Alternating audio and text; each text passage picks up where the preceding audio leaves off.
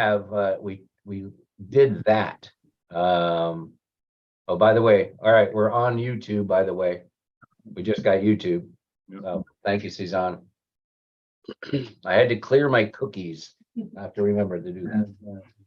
All right. Let me get rid of this. So By the way, all right, we're on crew, by the way. there we go. All right.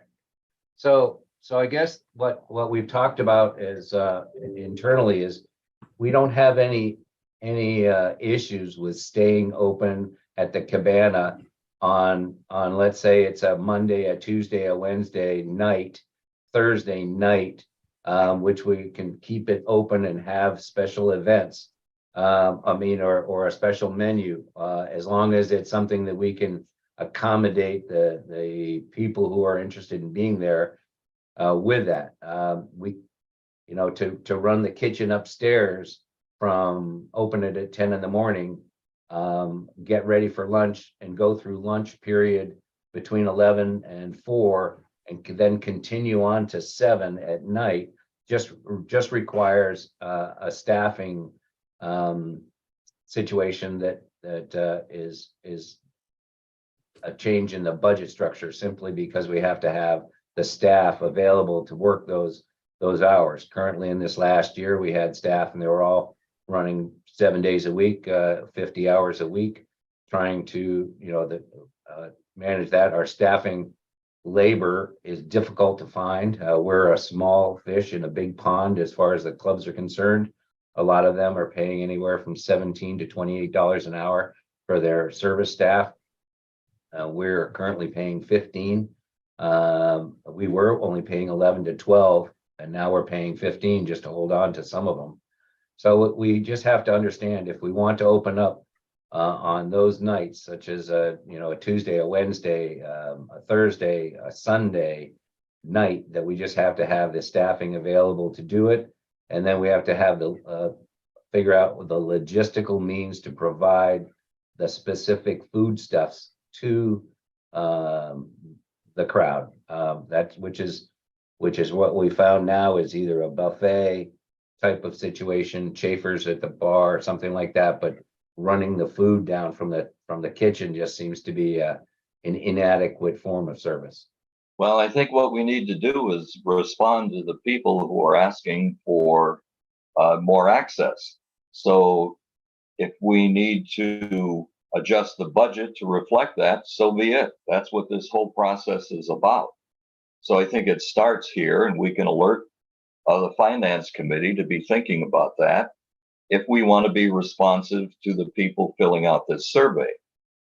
And personally, I think what people are asking for is more time around that pool area. I'm not so sure they're asking for an elaborate food preparation. I think they want that bar open at happy hour.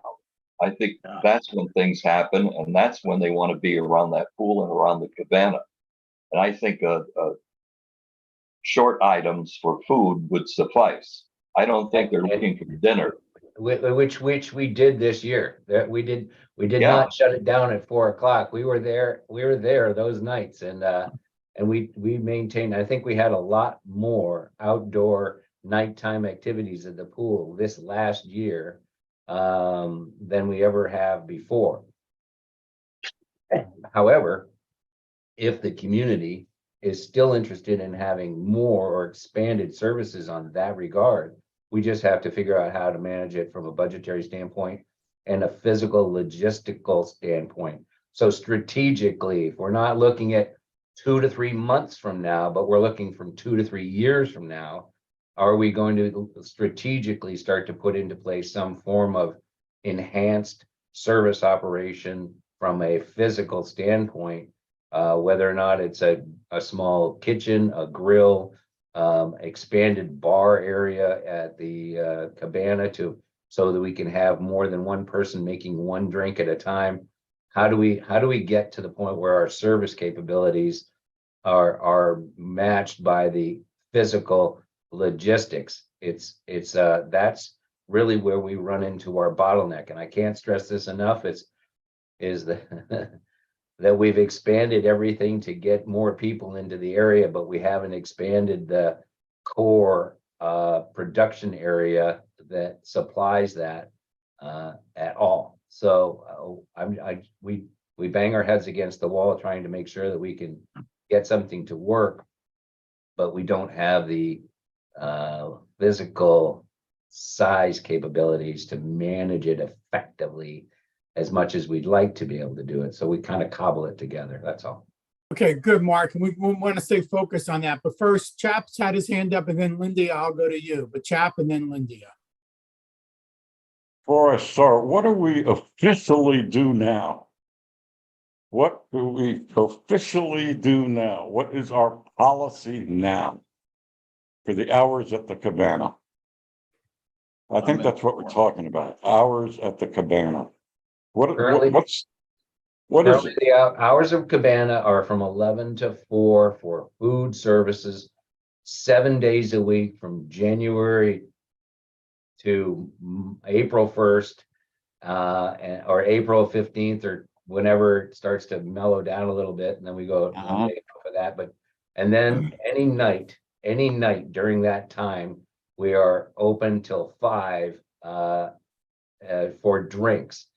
We stop the food services and go ahead with drinks until 5. And if it's still busy, we stay open later than that.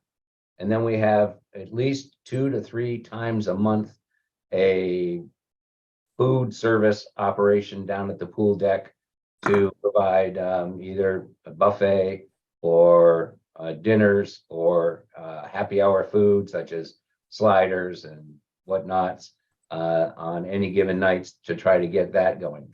So How those late is that? huh? Those days with the food, how late are you open? Till 8 o'clock, 9 o'clock, Okay. whenever it goes. Most of those have music with them. So well, Lindy? So this has always been a real problem with the pool. First of all, when you have a great big pool and a outside concrete walkway with a little bit of seating and then a isolated section with tables back in the pavilion area, you don't have a nice dining atmosphere. You don't have the facilities, like Mark said. You can't serve them drinks. They're all in line and they're all pushing and shoving to get drinks. And somebody nearly goes in the pool from it. It's just not a good situation to put 120, 130 people in, all trying to get food at one little cabana and drinks. It's just not good. I'm wondering, Mark, the area behind the multi-purpose room, is there any way that area could be paved and nice flowers along the side or bushes or something so it sort of encloses it a little bit, low bushes, to make a dining area over there where you could have people go over there, sit and be served from the cabana? Is that a possibility or no?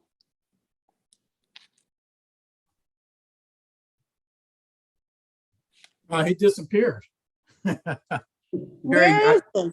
I want to Hey. talk to you when you get a second. Okay, Chap, and then you can.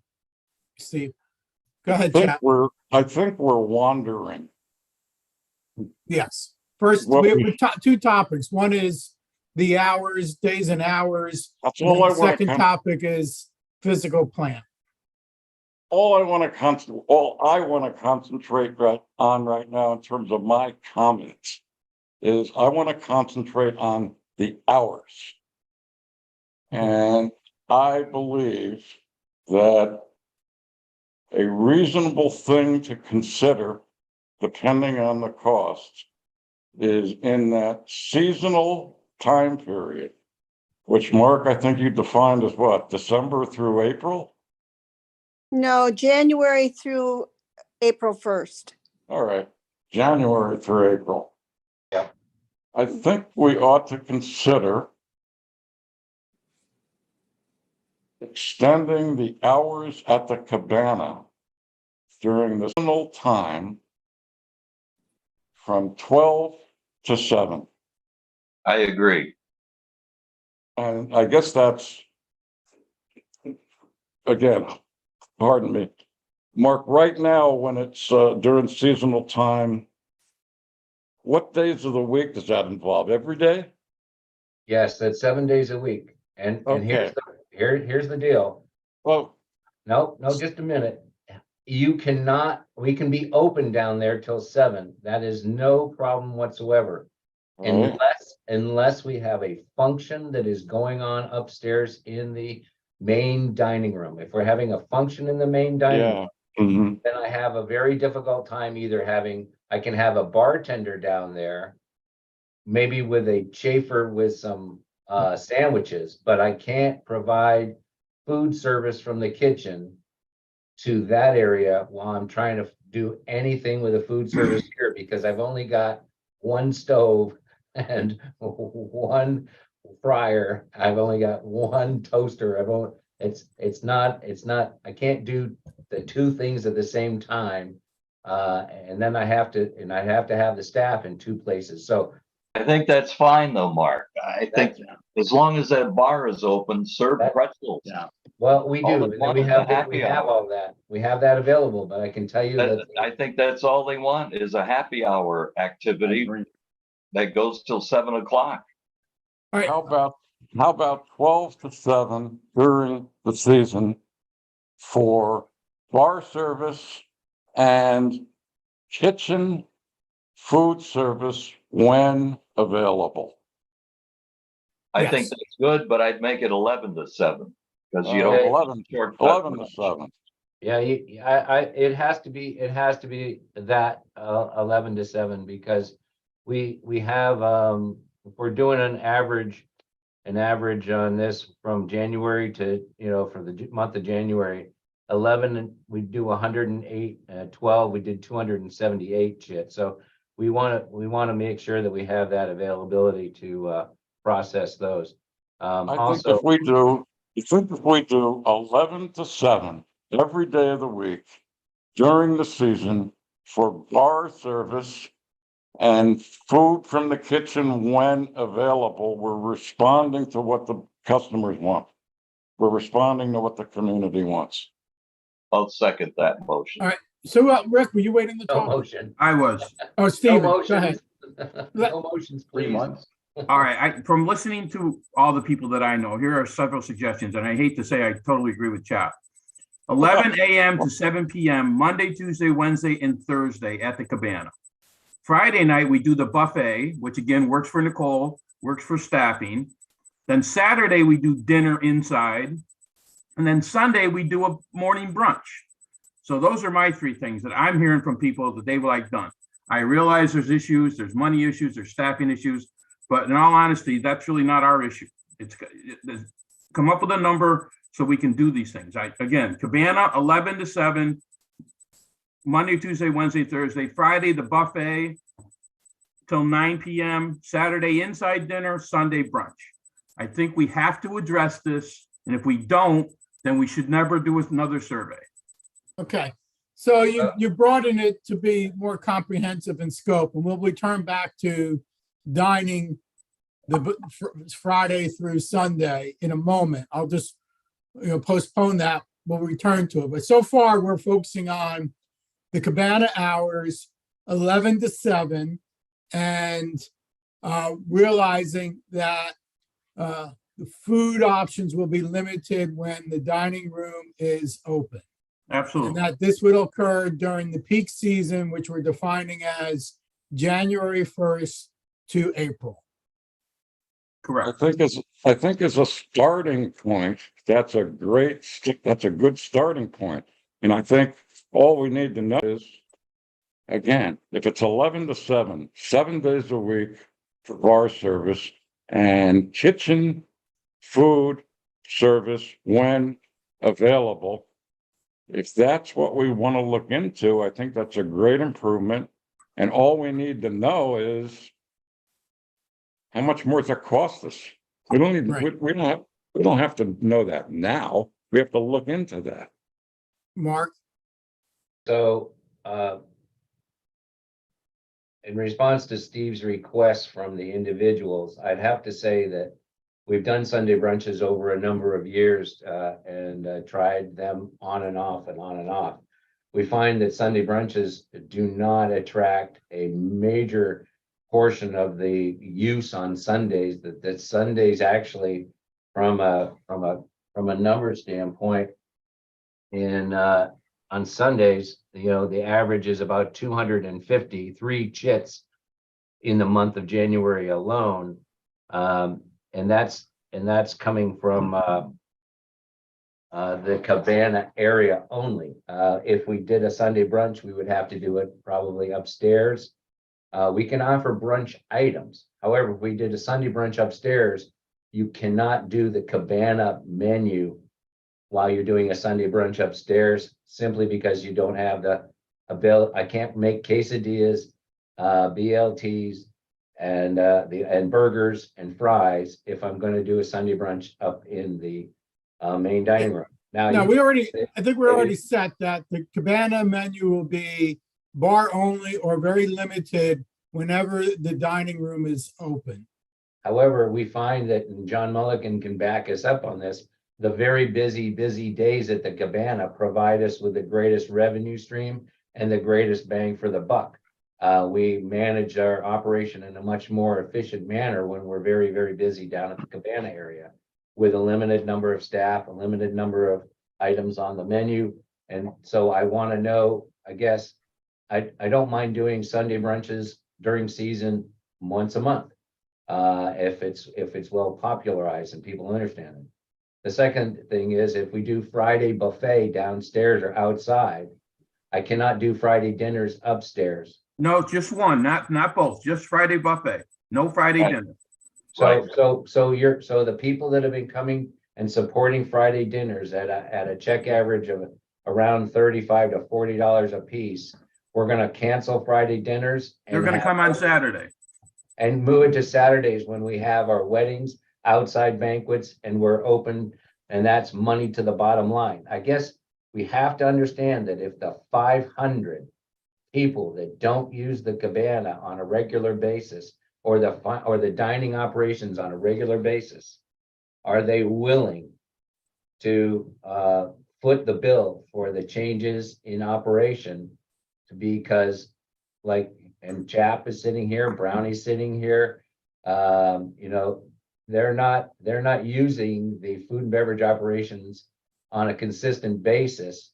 However, are they, and we hear the screaming and yelling about how the increased cost of food and beverage operations should be limited. You should be open more and provide more at a less price so that you can gather, cut the deficit. However, we understand that on a night, and John Mulligan's got his hand up, we give him those spreadsheets, and it shows high dollar nights flow more to the bottom line.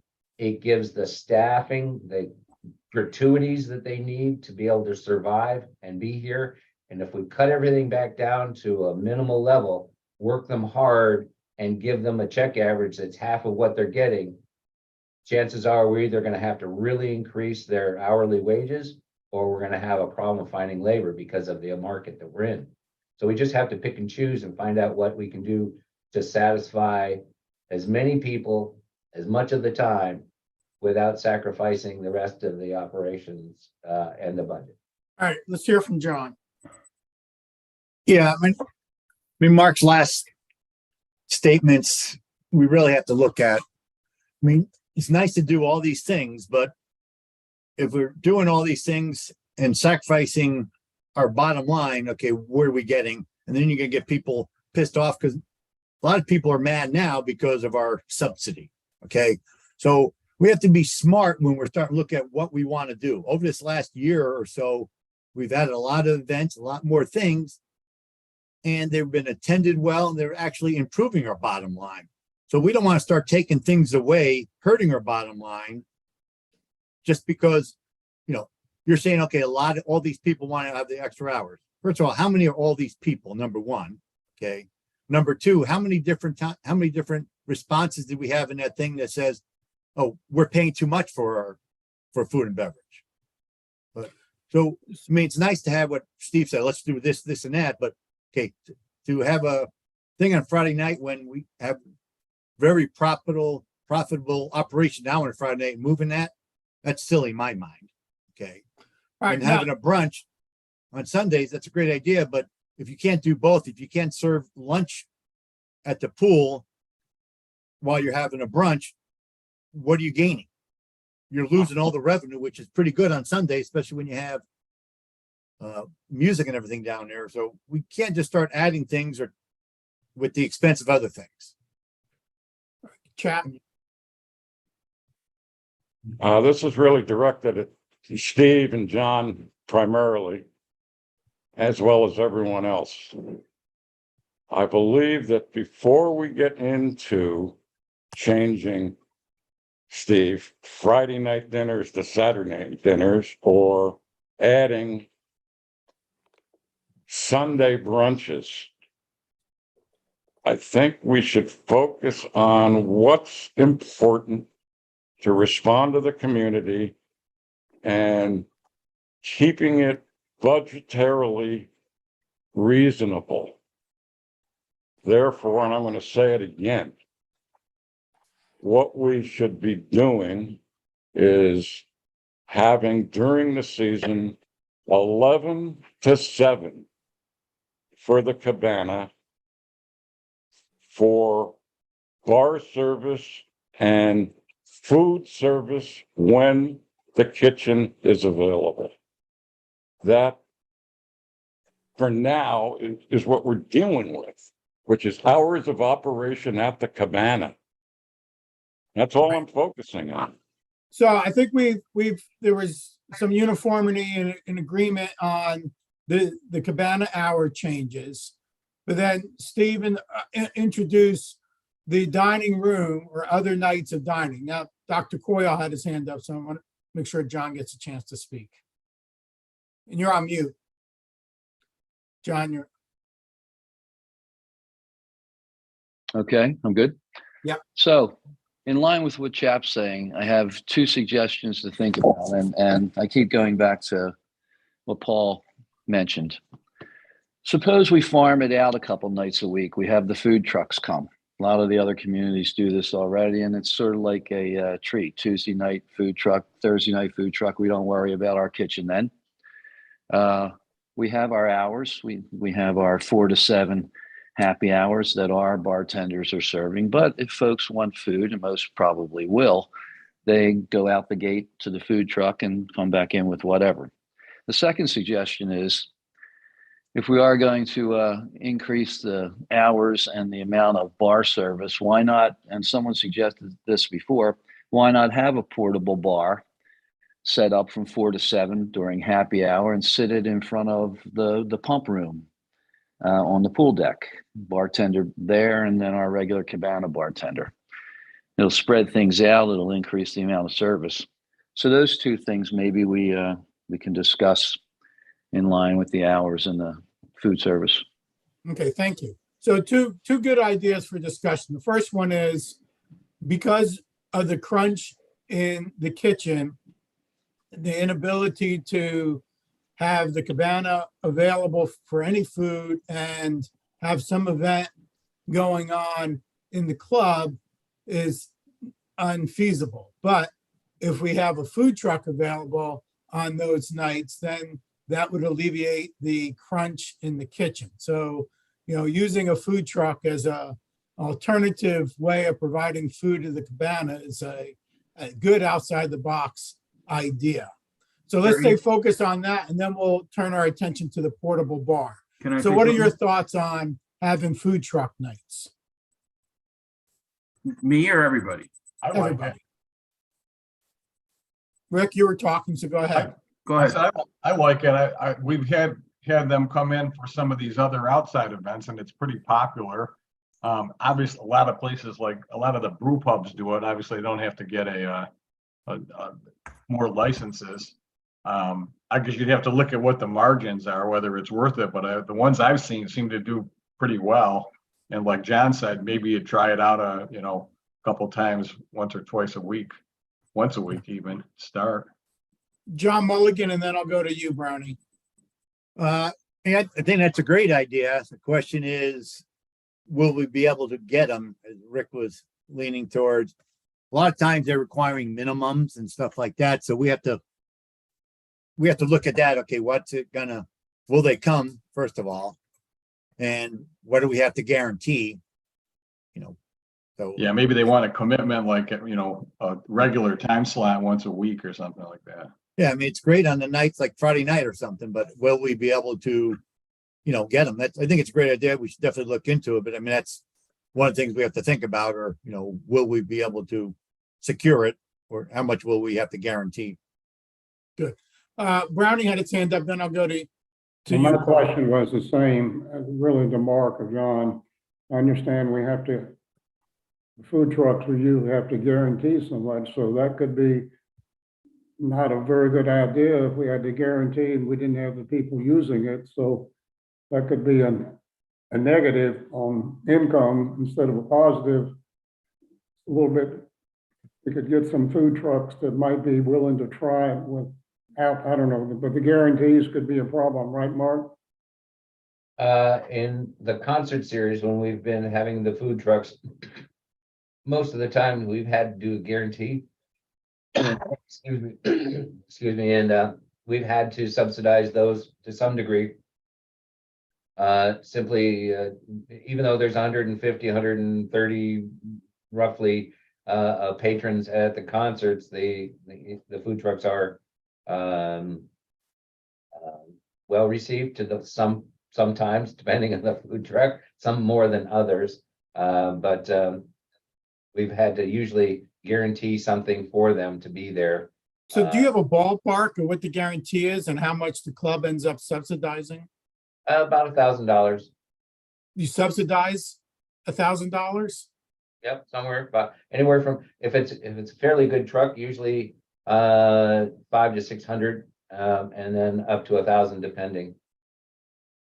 Okay, Paul, you wanted to speak. Yeah, I think the food truck's a good idea, especially if it's successful. They're taking a gamble also. We'll know soon enough if that's working or not. I think the critical thing is that the community knows, and my group of people that I hang out with know that there is an opportunity for a happy hour, but and the cabana will be open until 7. I think that's critical. And I think you can serve bar food. You can serve pretzels and a hot dog. That's it. A limited menu at the cabana during that time, because I think it's the happy hour concept that people are looking for. And they want to gather there. If the food truck is handy, great. If it works, great. If it doesn't, we go to bar food. Have a pretzel, but the important thing is have a pitcher. Yeah. All right, so let's turn to John's second comment, because Mark has mentioned numerous times that the bar is so small, there's only one bartender. Lindy has already mentioned how people are sort of pushing and crowding, trying to get the attention of the bartender. So while there is a cost attached to it, we're not talking about something that we're going to implement necessarily today. But what's your thoughts on purchasing a portable bar so that there can be bar service, away from the current situation to break down some of the congestion? Mark. I can probably, purchasing a bar is probably not what we'd want to do because there's no place to store it.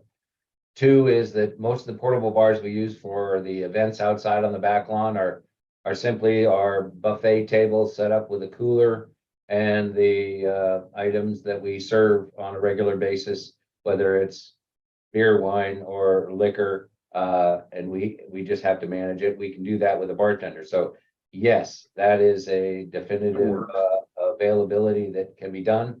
It just requires that extra person to be over there and have somebody be able to shuffle back and forth, making sure that they've either got product or ice or etc. But having that second bar is something that definitely is doable and with probably limited cost. So you lost me a little bit. You said that a portable bar wasn't feasible, but a second bar is. Well, because we utilize we just utilize banquet tables. In which we have banquet tables in our storage area. We just flip up the banquet table and put the stuff on it and bring out a cooler.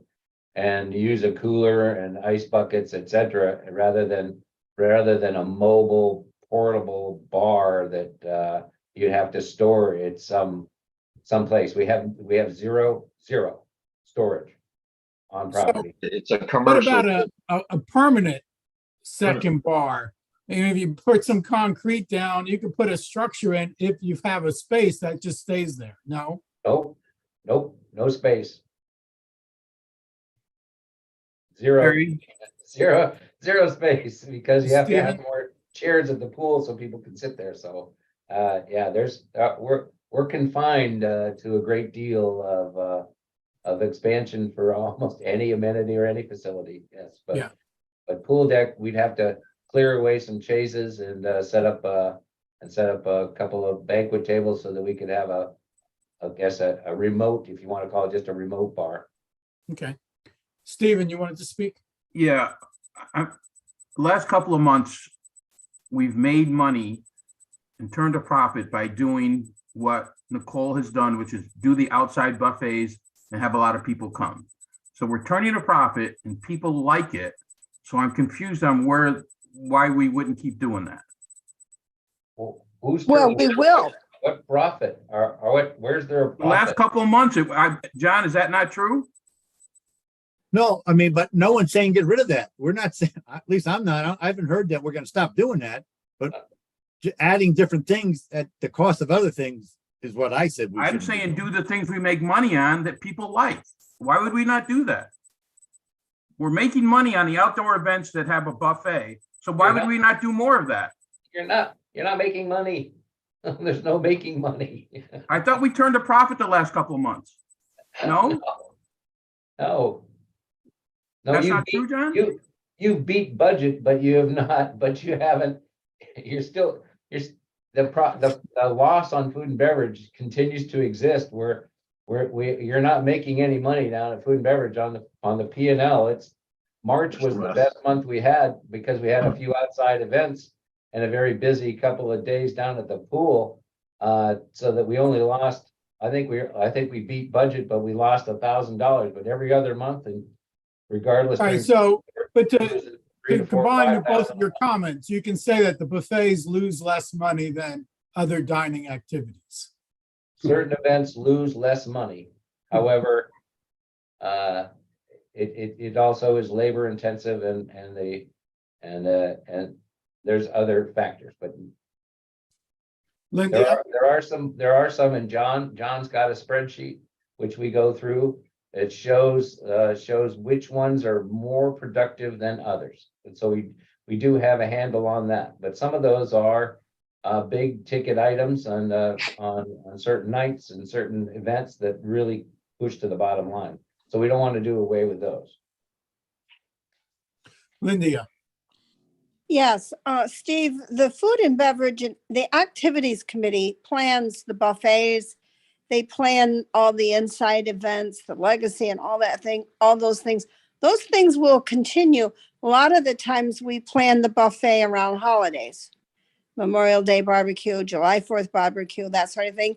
And then every once in a while, we throw another one in just for some variety. But those will all continue. If you want a weekly buffet, then I think we would really have to sit down and look at a night to have that outside. Not that I'm against it, but I think it just has to be part of the calendar, because if you look at the activities calendar, we have a lot of things plugged in already. Concert series, girls' night out, men's night out, those are plugged in with trips planned and even tickets purchased in some cases and deposits on the bands. And I mean, we book these a year ahead. So like John said, John Mulligan, we're going to continue all these activities that we have been doing. We're not going to cut back on those. But what you're talking about is just adding a few more things like the hours and like John Coyle's idea of the food truck. That's what I'm gathering. We're not cutting back any of the other activities. Okay, so let's, Brownie, go ahead. Yeah, I was gonna kind of, what I'm hearing is we had a better year this year. We did some additional things, the buffets. We maybe lost less money on some of them. We want to extend the hours. Sounds like to me, let's don't go too far. We had, quote, a successful year. Maybe we need to extend that happy hour to 7 o'clock. And that's all maybe we should try next year. Want to add an event or two, that's activities, we'll do that anyway. So it doesn't sound like to me, it, other than, again, from the survey and what Paul said, is the critical thing is extending it to 7 o'clock and maybe keep everything else pretty much like it is. And I always thought that Sunday brunches, I'm not sure they would be money makers. Okay. Okay, so we made changes to the cabana hours. With that, we've talked about using a food truck and using a portable bar more frequently. But in terms of other dining, this is what Stephen was introducing. Is there any changes to the use of the dining room or other dining, outside dining, like the buffets, that this gets back to what you just said, Brownie, that you want to plan for, whether it's this forthcoming season or the following season that you want to look into? So the utilization of the dining room. It's open how many nights a week? The dining room is, during season, is utilized for Friday night dinners. Mhm. Unless it's a Friday night dinner outside on the outside. It's also used for all of the trivia functions, the other, girls' night out, pasta, all of the other functions that go on during the season. If you look at the calendar, I can tell you that there's over 100 functions in the months, in the January, February, and March timeframe that go on within the club itself, all requiring staffing and logistics. So what we want to do is we'd like to be able to have another night in the dining room that was either such as a pasta night, which is popular. We do prime rib nights. We'd like to be able to do a wings and thing night where it's casual dining, burgers and beer and wings, and try to get that, see if whether or not a crowd would like to be upstairs in the dining area for that. But as Jerry, as you know as well as we do, the dining room is a multi-purpose meeting function area that provides a myriad of events within its confines on a daily basis during season, whether it's the card playing, it's the meetings, it's this and that. If we have a board meeting like we do, and it's at night, there's nothing going on in the dining room that night. And if we're late in any other function, how do we manage setting up the dining room and getting ready? It's not that it's an allocated space for service area. And this is where I keep coming back to is we just haven't created an allocated service space to expand the dining facility, regardless of what that is. I mean, my idea of having a deck outside of the dining area, it's just the deck over the existing pavers. We could have bands, you could have outside dining, you could have, where everybody said they wanted to Absolutely. eat off the veranda. Remember? One of the things in the survey. Right. How many of you want to eat on the veranda? We all want to eat on the veranda. There's 4 tables out there. I Yeah. can only fit 22 people. So there's not a lot of opportunity, but if we had a deck out there and I could serve 40 or 50 on an outside dining area with a band and some fire pits and some umbrellas and whatnot, you could really have an entertaining time in the evenings during summer. I mean, in the winter. The only other caveat to the outdoor dining experience during winter is the weather. And it's a very iffy standpoint on if you're going to be doing stuff on every certain night. There's going to be some nights during the winter, just roll of the dice, that people are not going to want to be standing out there in the 42-degree windy cold having something to eat because of the weather. And that's just what we have to deal with. So we just have to take that into consideration as well. So, Chap, Right now, we offer dining in the dining room on Friday nights, right? And several other nights of functions. No. During I'm season. talking about, call it a non-function dining every Friday night in the dining room, correct? During season, yes. All right.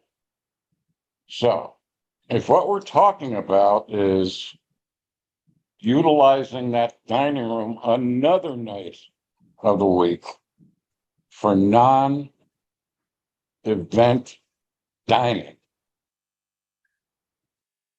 I can't see how we want to tie up that dining room on another night when during season that dining room is used for a lot of other things other than the Friday night dinner. So I don't see what we're talking about, which is tying up the dining room for another regularly scheduled dinner like we currently have with Friday night.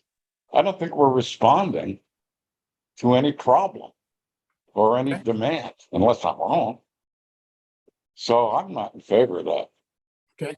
John Mulligan. Yeah, I think if we're gonna go to 7 o'clock on, every night that we can, then I think that negates or needing another night inside the clubhouse. Okay. Most people like myself, I'd rather eat outside. I think I'd agree. would. So if we're giving people the opportunity to have dinners, they're casual, they're not the fancy dinners, but regular hamburgers, whatever else on the menu, most any night, I think that should take care of needing to have another night at the inside with all the other events going on that Chap said. All right. So, Linda. And that's why I said, to add to what John Coyle said, moving that bar over where they're going to have the big wide gate going out the back, where the new pavers are and the new seating. If you had an outside bar there, and if you had a nice pavered side outside of the multi-purpose room, you could have nice tables and chairs set up there, and people who don't want the hullabaloo over at the pool could go over there and sit outside, nice view, a little quieter, and have dining. It's not going to have to be fancy. It can be whatever they're offering at the pool, plus maybe one specialty or something. But yes, they do want outside dining. It's not just chips and pretzels and beer and a hot dog. A lot of people like that, but there are other people who have been asking for the outside dining, which means a little nicer, quieter area, not where you're sitting on a lounge eating your dinner. So So, I think you've got to look at the whole picture. Right. So, Linda, you're suggesting that the outside of the multi-purpose room going into the green space, that something be reconfigured to have more tables and chairs that is suitable for outside dining. Now, the benefit is it's closer to the kitchen. But it would be, okay, Mark's shaking his head no. So It's further what's your away thoughts and to get comments? there. All right, what are your thoughts and comments on reconfiguring the green space and the current paved areas where there's like 3 or 4 tables and chairs into a more suitable outdoor dining space? Paul? Well, we went through that in the last strategic plan, and we went through it in this plan. And the community doesn't seem to want to support that. I mean, we just can't have a picnic out there. That just isn't going to fly. But we asked the community about that. They said, no, we don't want that kind of expenditure. No, they don't want a structure. I agree. But No, I'm now not we could talking put a a deck structure. up. We could put a deck up, and if it costs under 300,000, maybe we could do that. Well, Yeah, but Paul, under- I'm just talking pavers right now. Yeah, I When you go understand. out outside at Fifth Avenue, you're eating on concrete. I mean, we don't need a big expensive structure. I'm just saying a nice little area with surrounded by nice shrubbery and flowers and things.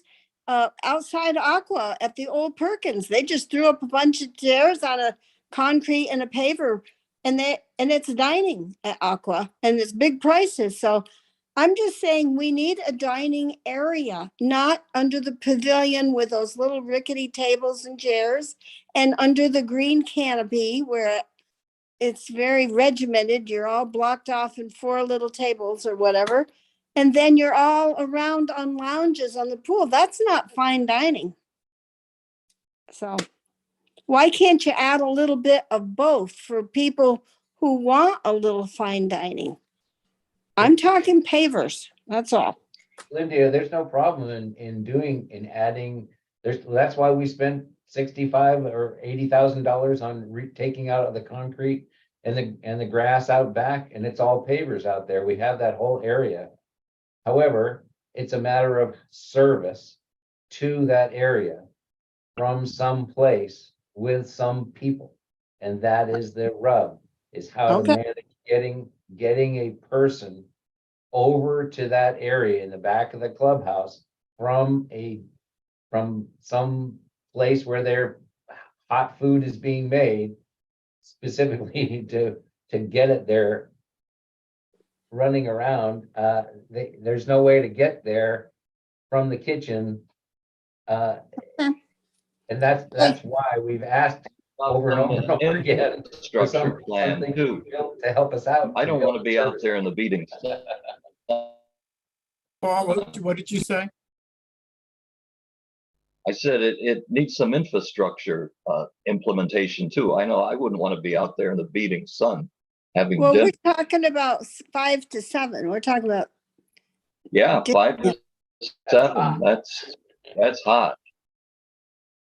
okay, well, every other restaurant in Naples has it, but, and they're not covered.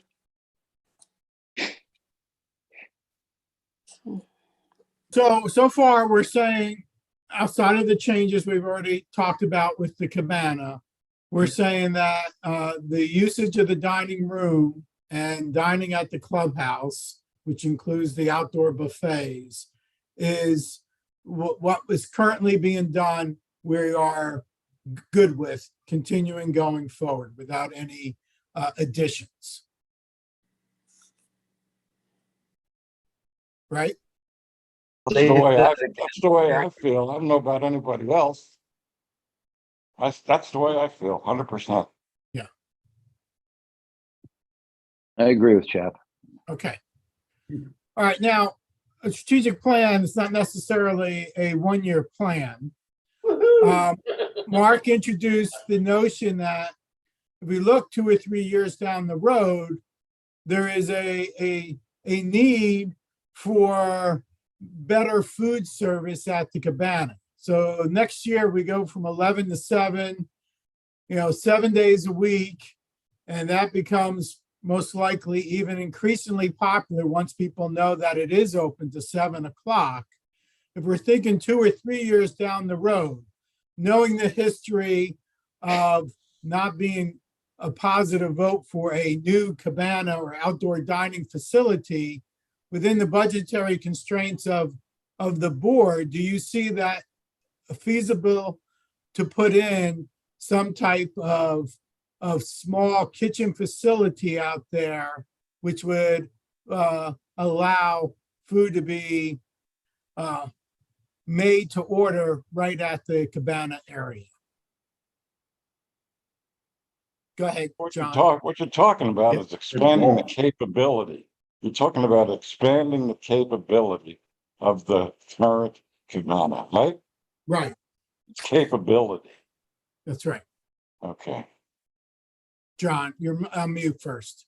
Yeah, I was gonna just pretty much say what you just said. I mean, we're expanding the hours now, which is a good start and everything, but we have to look out if that takes off, which we hopefully it all will. We have to look out for, 2-3 years from now, and what do we do? Okay. We tried 2 different expansions. The last one got cut down, but we don't have to go with the $2 million. We should be able to do something a lot cheaper, just, without going crazy. I mean, that was the problem the last time. I think it started out at $1 million, and by the end, the thing was $2 million. Nobody wanted it. But if you could do enhance the current one, knock it down, make another, move it or something for a hell of a lot less money, I think that's something we have to look at down the road to, as you said, enhance what we hopefully will have. And if this takes off, we're gonna need something. So I think we want to look down the road. What will that be? Not next year, 2 years or whatever it is, but what will that be and how will we get there? I think you're on the right track, John, and I think that the changing demographics of the community may move that needle a little bit that way. I think that if we start with our original plan of trying to increase the hours, give them that happy hour experience. I like John Coyle's idea of the food truck, and we've actually discussed that internally here about getting our own food truck or getting something else in here, bringing somebody's food truck. We've talked to several vendors about that, if they could be here on Tuesday nights and in the parking lot so that we can provide that experience for them.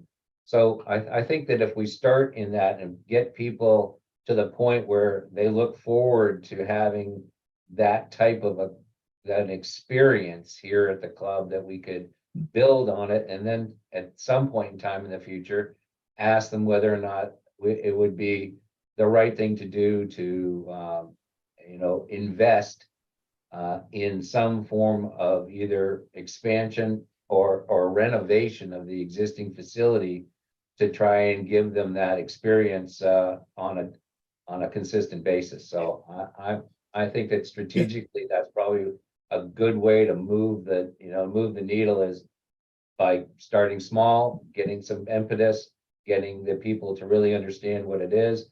And if they buy into it and love it, then we can move forward with it. I think it's a good thing. We proved this last year that we're getting more participation. We have more activities. We're getting more participation. That's what we want. That's when we had this project, food and beverage project team 2.5 years ago, wherever it was. That was our goal, and we're getting there. So hopefully this will just enhance it more and more till we get to the point of building or renovating. So we need a kitchen facility and an expanded bar area would be the 2 needs as the popularity of the Cabana continues to grow. Right, yeah. Rick, I'd want to add too that we also determined that, as Mark said, the demographics changing. We also need to cater to working people, which is the demographic could basically coincide with working people. So the 11 to 7 that CHAP is advocating is a key component of that. And whether people are working from home or in person, they're still working till 5 o'clock, right? Probably. So that kind of influences where the service level should be. And it kind of interchanges with our whole feedback on the demographics. So I'd agree with both of those guys. John. So what you've created so far today is that residents have a food options 7 days a week within Sterling Oaks community up till 7 o'clock. So Right. During season. yeah, That's great.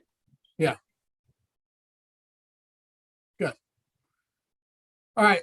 I also think what we created today is support for a longer term look at expanding the capability of the Cabana area, Cabana Bar area. Yeah. That doesn't mean something to the extent that was shot down by the community a couple of years ago. It's okay. You don't want to do that. Can we do anything to expand the capability of the current Cabana area? And I think longer term, that's something that should be looked at. Right, and that might not even, you might be able as a board to use the funds that you can make decisions on without even having to go to a member vote to make these type of Well, more I don't know. modest changes. That All was the depends. point I was making in regard to the deck. Exactly. Oh. All right, now, we're talking food and beverage operations. Are there, what other areas do we need to address? Do we need to address utilization of the clubhouse bar? Do we need to talk about the dining menu? Mark, you have your hand up, so you can go ahead. I think that they're probably strategically, and John Mulligan probably helped me out on this a little bit too, is that because of the renovation of the club, we've had an increased number of outside, let's call them outside parties, events and other, if you want to call it private events, whether or not they're member sponsored, member based, resident, action. But we do have weddings, parties, outside events, birthdays, quinceaneras, you name it, and those fall on usually on those Saturdays. And those numbers fall directly to the bottom line because we normally charge the individual the cost of the labor as well.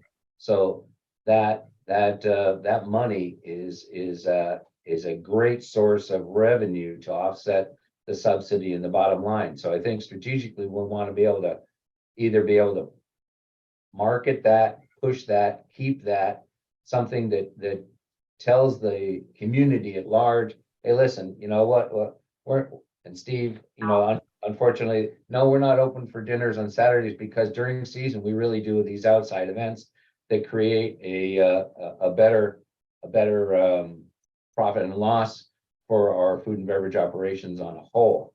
Now, that isn't going to mean that every Saturday they're booked, but because we have a lot of events going on as well, and the pool's busy, especially during season as well. So is that something that strategically we want to at least put into the plan to say that that's okay for the food and beverage operations to actively market and engage that outside party to make sure that we can get that kind of dollar revenue into the house on a fairly consistent basis during the seasonal months. So you've said two things. One is we want to be able to market both within to the residents of the community as well as outside of this beautiful facility available for hire on Saturday evenings.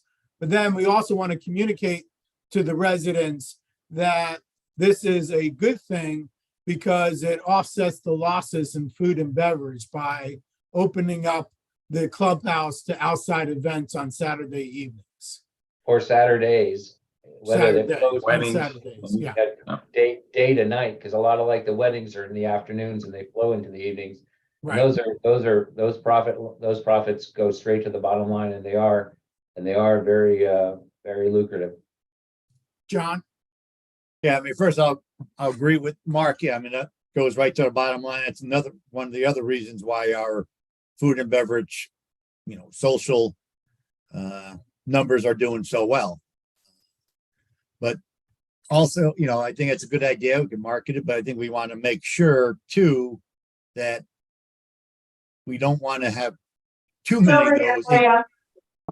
We don't want to have too many of those in season because that's going to take away from the rest of us. Just like, we have too many of those, then we'd be getting we can start going on a debate like we had with tennis. Okay, you have too many tennis people here and blah, blah, blah. So, I mean, I think we want to market it. It is great to the bottom line, but we want to make sure it's not too often or we can market it more in the off season. Excellent. Brownie? Mark, how what you're suggesting differ from what Nicole's doing now? Not much. It's No, just that, it was just Not that I much. think that I would just say that strategically, if it's going to be endorsed, that she has the ability to manage that effectively and not worry about whether or not we should be open in the dining room for a casual evening on a Saturday night, back to the Friday night buffet that we just had the night before. It's how to utilize the staff and whether or not you're gonna get the same amount of people coming to two events, which we find that that's not the case. They either go to one or they go to the other. We never fill up that event. So I think it's just philosophically, we want to be able to tell Nicole that she's able to continue her endeavors to assist us in that without, like John said, going overboard and making it so that it, takes away from the community as a whole. Brownie, I think I totally endorse telling Nicole to continue doing what she's doing. I'm go ahead, Brownie. My question is to Mark. Do we charge a premium if a non-resident has an event versus a resident having a private event? Yes. Okay. But plus two, I think we don't really market this, do we, Mark? I mean, we Not- don't go out, we don't advertise or anything? Listen, it, We have not spent any outside dollars or marketing on that. No, Nicole's done it. Really, it's been a word of mouth situation. She just built a great reputation, so people are starting to utilize us on a fairly regular basis. So are you happy with that level, or is there a need to perhaps do better marketing of the availability? I don't think we want to get into the outside marketing piece simply because we are we're kind of a boutique destination. We cannot hold more than 100. We don't have that availability of having that banquet hall, with 140 to 250 guests. We don't have a kitchen that can be able to manage that onslaught as well. So we have to be judicious in how we manage it.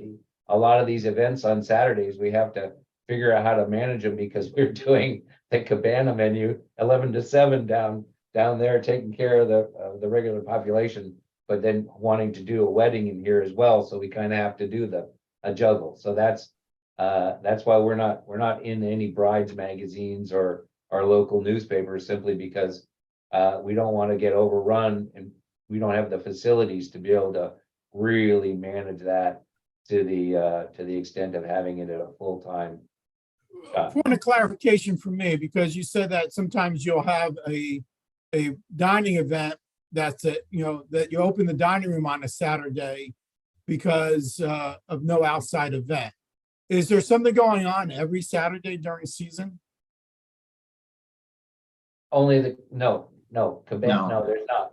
Not inside. Outside, the Cabana is open every Saturday, yeah. Right, no, but sometimes there is dining on a Saturday evening. Oh, yeah, sometimes it's a tennis event, sometimes it's a special event, sometimes we have other things going on. If it's a holiday weekend, just like this weekend, we're having 2 and 3 and 4 events revolving around the weekend, so. Okay.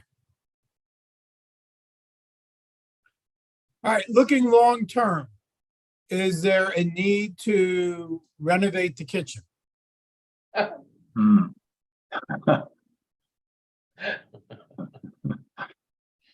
Oh, my gosh, yes. So when was the last time the kitchen was renovated? 1996.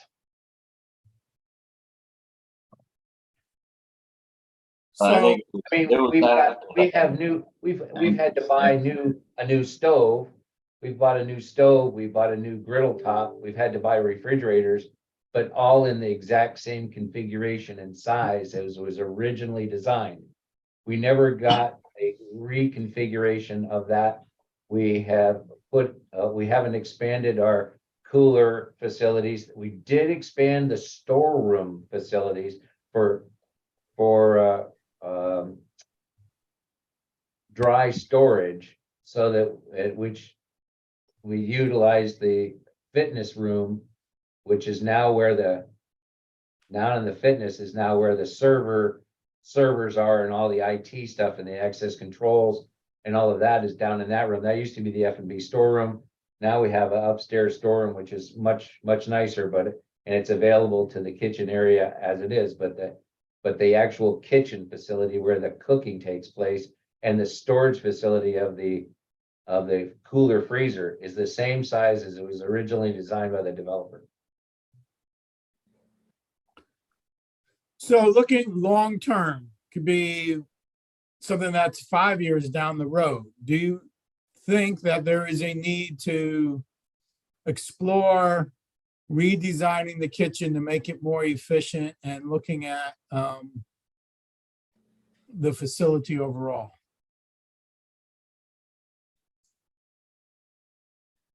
Yes. Board members, John? Yeah, I mean, I definitely think, especially if we're trying to get to where we're heading, it's a need. That way, if it's big enough, you can maybe have something upstairs and downstairs at the same time. So I definitely something we have to look at, no doubt. If we're heading that direction, we don't want to just come to a stop and we can't do anything else. So I think we have to look at it. What that is, I don't know yet. I mean, it's something that should be on the horizon to look at over the next 2, 3, 4 years. It was part of the original renovation of the clubhouse. I had talked about changing some of the configuration of the kitchen to make it a little smoother with its service availabilities by changing one component, and that was the dishwashing area and the entrance and exit to the kitchen itself. However, that didn't make the cut in the renovations, and so we're still with the existing layout. Shouldn't we talk about this in conjunction with any expansion at the cabana? Because certainly an expansion at the cabana would ease what we're doing in the kitchen upstairs. And then the question is, can the kitchen upstairs handle any function upstairs in the clubhouse? I think the two go hand in hand. Yeah, I would agree with that. Okay, good. Mark, question? Yeah. Is, assuming, we're not gonna build a new kitchen, is the current kitchen area amenable to a design where you could be more efficient kitchen? In other words, it's like looking at an individual house. You can rearrange what you have and be more efficient, but is that possible with what we have? Oh, possibly. It would just, yes, that I would say so. We just have to really look at how the walls were configured and whether or not we could make some changes with doing as little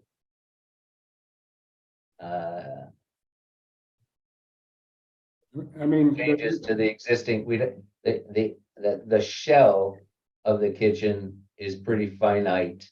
Interior wise, we may be able to do some changes, but we have a problem with refrigeration, storage, and with the hood, it's the size of the hood, because any changes to the existing equipment or expansion of any of the equipment, in other words, we have one deep fryer for doing French fries, etc. I can't have two because it pushes us outside the hood space. And in order to do that, I have to get a new hood, and that kind of money is fairly expensive. Those are the costs that are involved in doing these types of expansions. And it's you push this way and it pushes that way at the same time. That's why we're kind of stuck a little bit between a rock and a hard place. If you were going to change the kitchen out, it'd have to be a fairly wholesale, and I'd have to say a fairly intricate and expensive change. so it would John involve. Coyle? Well, let me change the parameters for a second here. We're talking about all of these things for a 3-month period, 3 months out of 12, that we are really having significant issues. So maybe we should talk about portable, or we should talk about temporary things that happen during those 3 months. Like Mark mentioned, maybe we have a grill available. Maybe we have a portable bar. Rather than think about it in the long term, expanding the kitchen, more fryers, et cetera, what can we do? What can we think about? Or can we discuss what we can do during those 3 months to obviously make our people happy and service them better? Good point. And the grill would be more towards the cabana then. I'm Yeah. not real familiar with the items that you would use. Mark certainly would, but the idea is what I'm pushing for, something that's temporary, not permanent, something that we can look at in the short term. I guess where I got the food truck idea, but what about something that we have on station for those 3 months? Well, John, the problem with that is that it makes too much sense. Because when you involve public health involved, that's what closed down the grill in the first place a few years back. So Yeah. we've got those things to wrestle with. Linda, I'm just wondering why we can't have some of these things and have a storage unit. There were storage units right across the street. Why can't we store some things? I know we have no room here, but We It can, seems- we have storage units. It's not, that's not an issue. It's just a matter of mobilization and going and getting them. We don't, we have to have some form of a vehicle or some kind of that in order to go over to the storage unit to go grab the stuff and then bring it back here. That's just logistics. Tables and chairs and all that kind of stuff is one thing. It can't, but foodstuffs isn't, you can't do that. So well, no, I'm talking about portable grills. I'm talking about portable bars and things like that. You still need a way to transport those issues, and portable grills.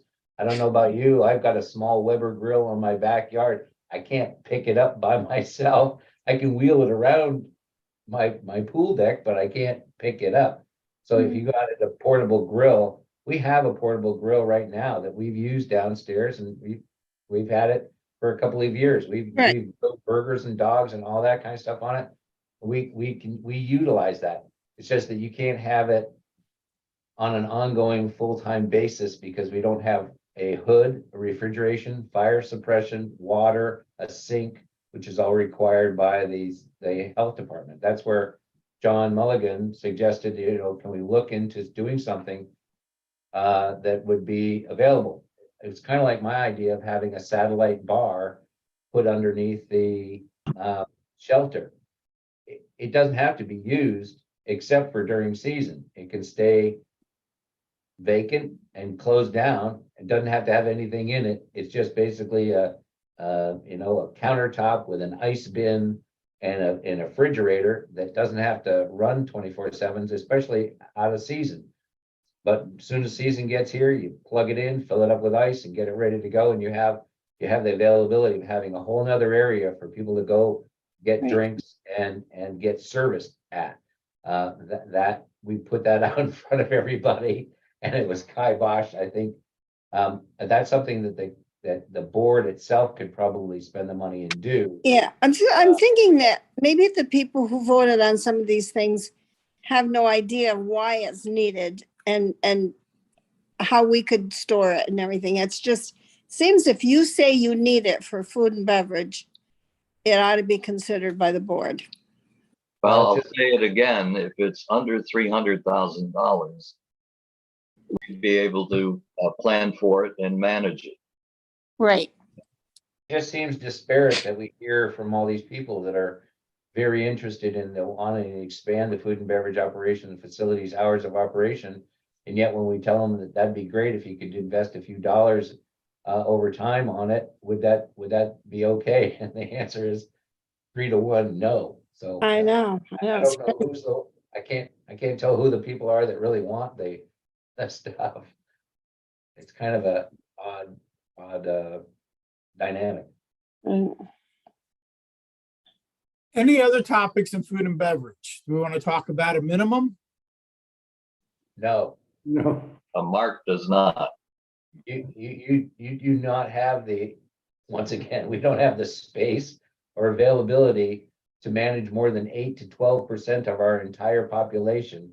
If I mandated that 100% of them had to spend it at any given time, we wouldn't be able to accommodate 15% of them at any given They time. would all want to come to Valentine's Day.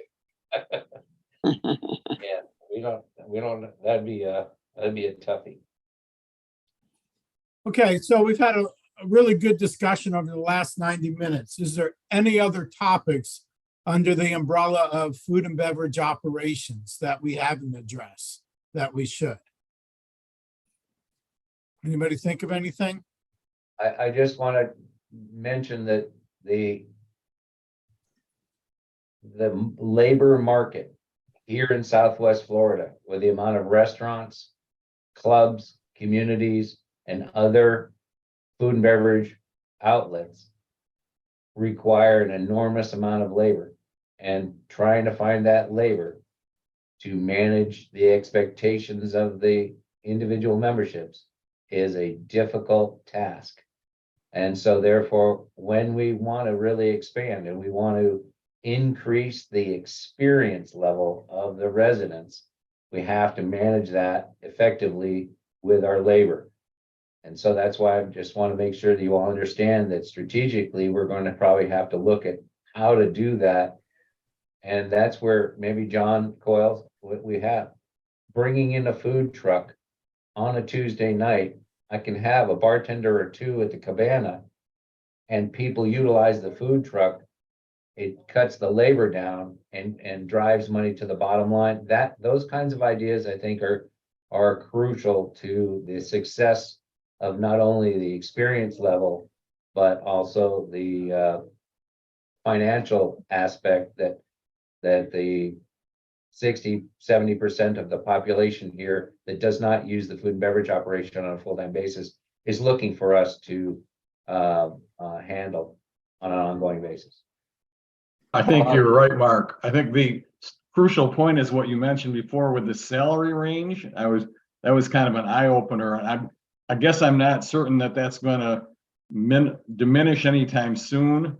I saw a statistic on TV the other day that in 2022, 315,000 people moved into the state of Florida. And at the rate we're going, you're going to have more establishments opening. And I think in that case, a finite amount of labor and the costs that are there are going to be astronomical. So I don't think we could compete, like you said, with an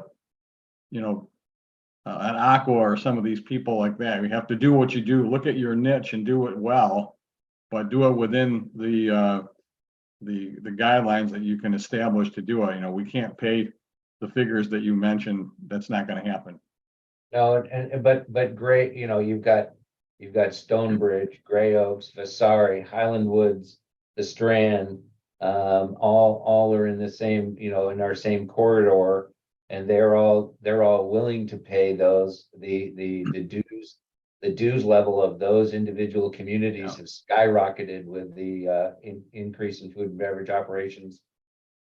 As I said before, a lot of them, from Legends to Vasari to Stonebridge to you name it, their food and beverage subsidy on their dues side is $1 million a year. And that's divvied up amongst the 700 and some odd residents of the club.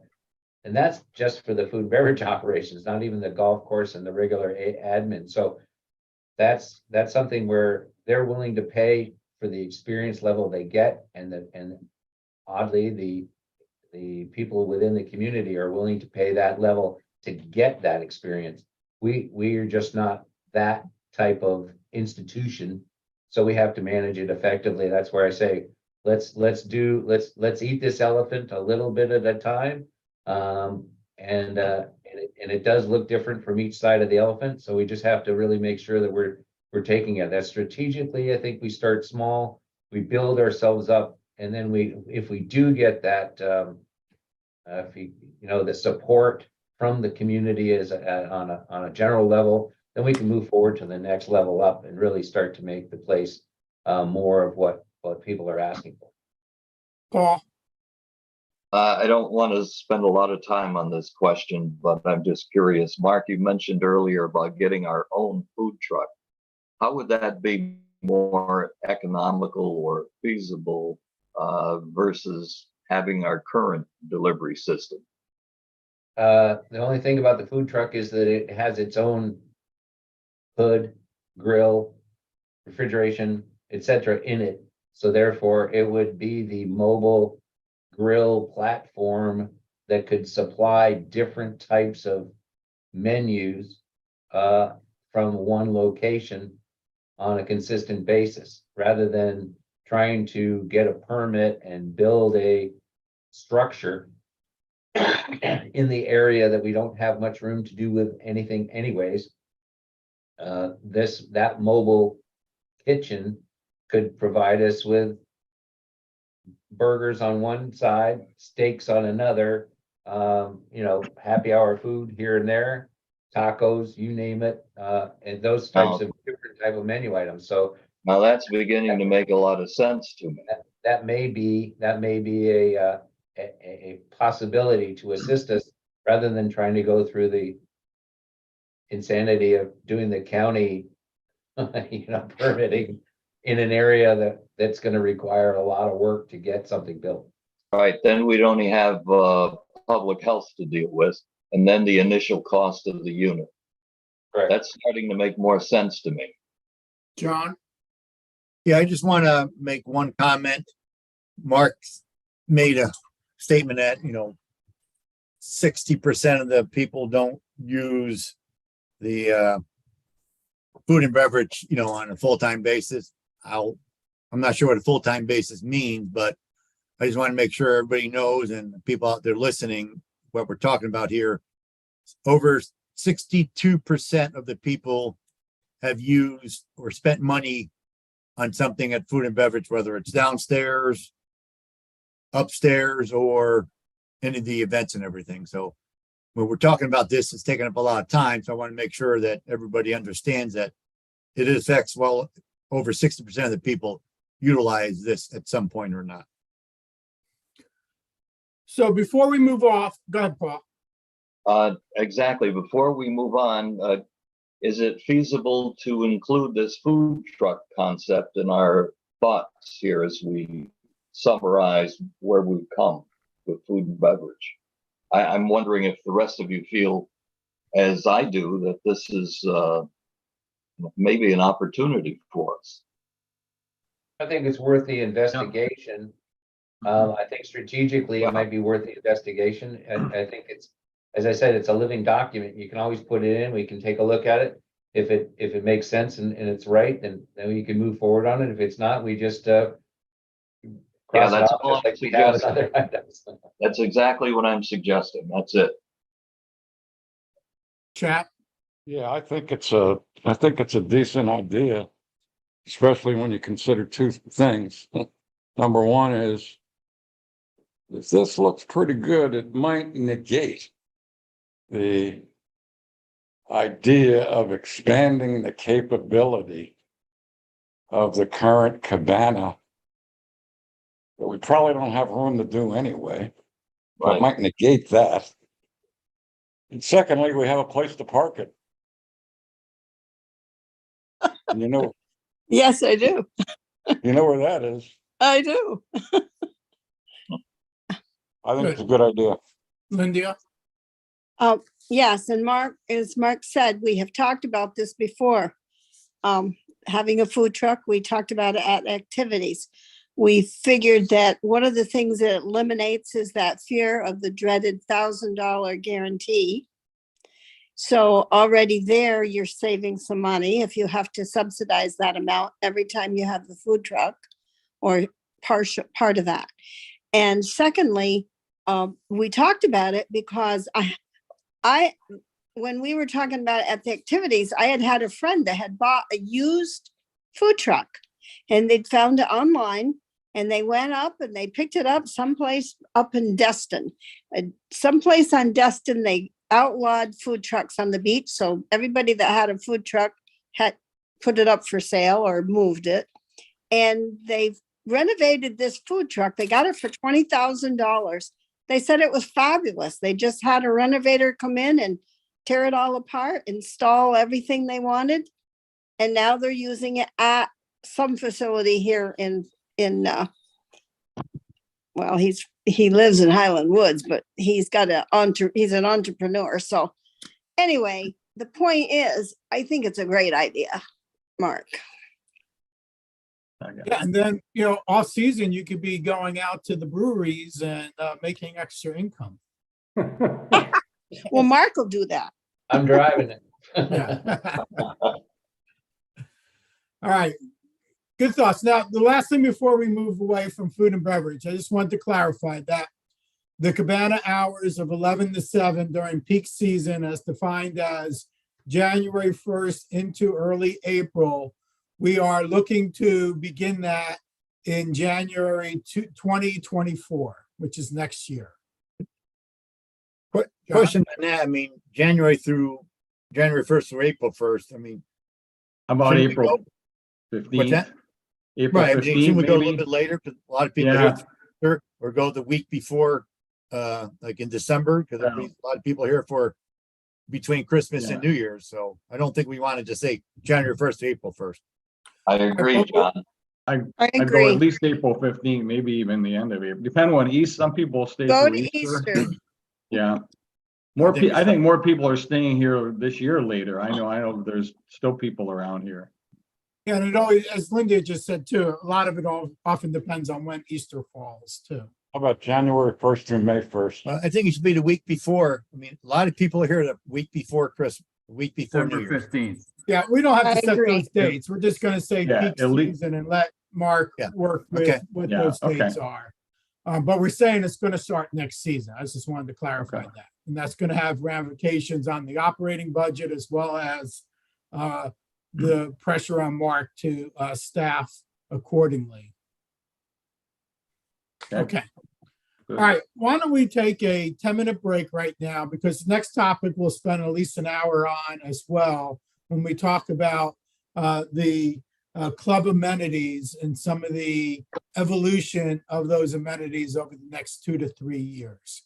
So why don't we take a 10-minute break? We'll get back here at 10:52. I want to warn everyone right now, at noon, I have to leave to go to the doctor, so you're better off without me anyway, so just a warning. I gotta leave at 1:15. Okay. So Jerry, we'll see where we Jerry. are by then. We should be done by between 12 and 1. I have to Jerry. leave at 6 o'clock. At what time? 6. 6. Jerry, I'm departing now. Okay. I don't think you'll be better off without me, like Chap said, but I'm headed to the doctor's also. All right. All right. Thank you, John. All right. So we'll see everybody in 10 minutes. Great.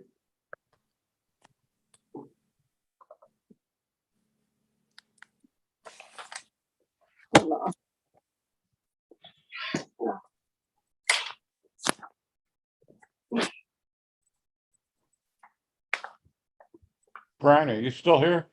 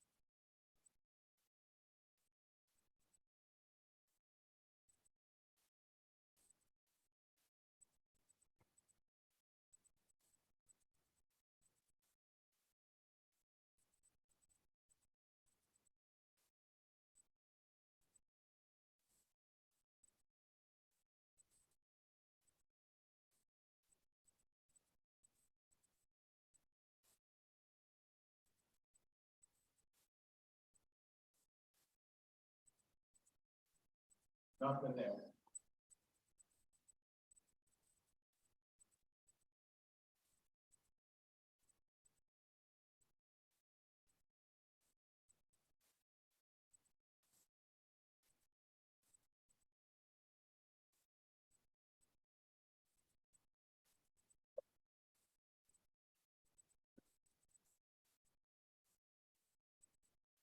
How's the weather in Chicago, John?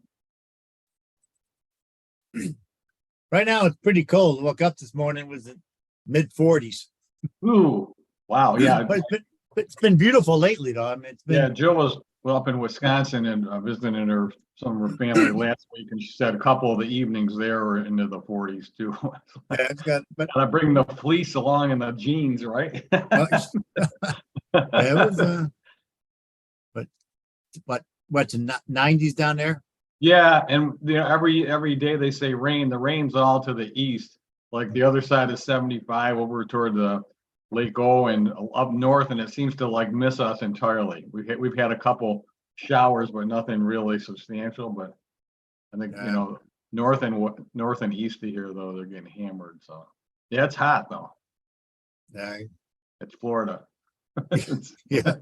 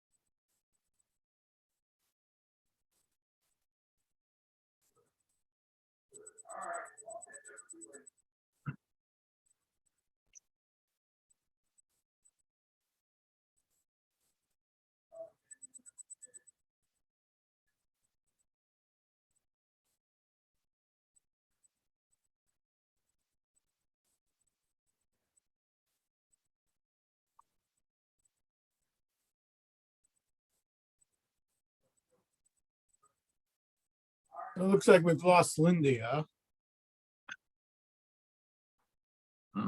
He'll be back. I mean, she just, Fun. John?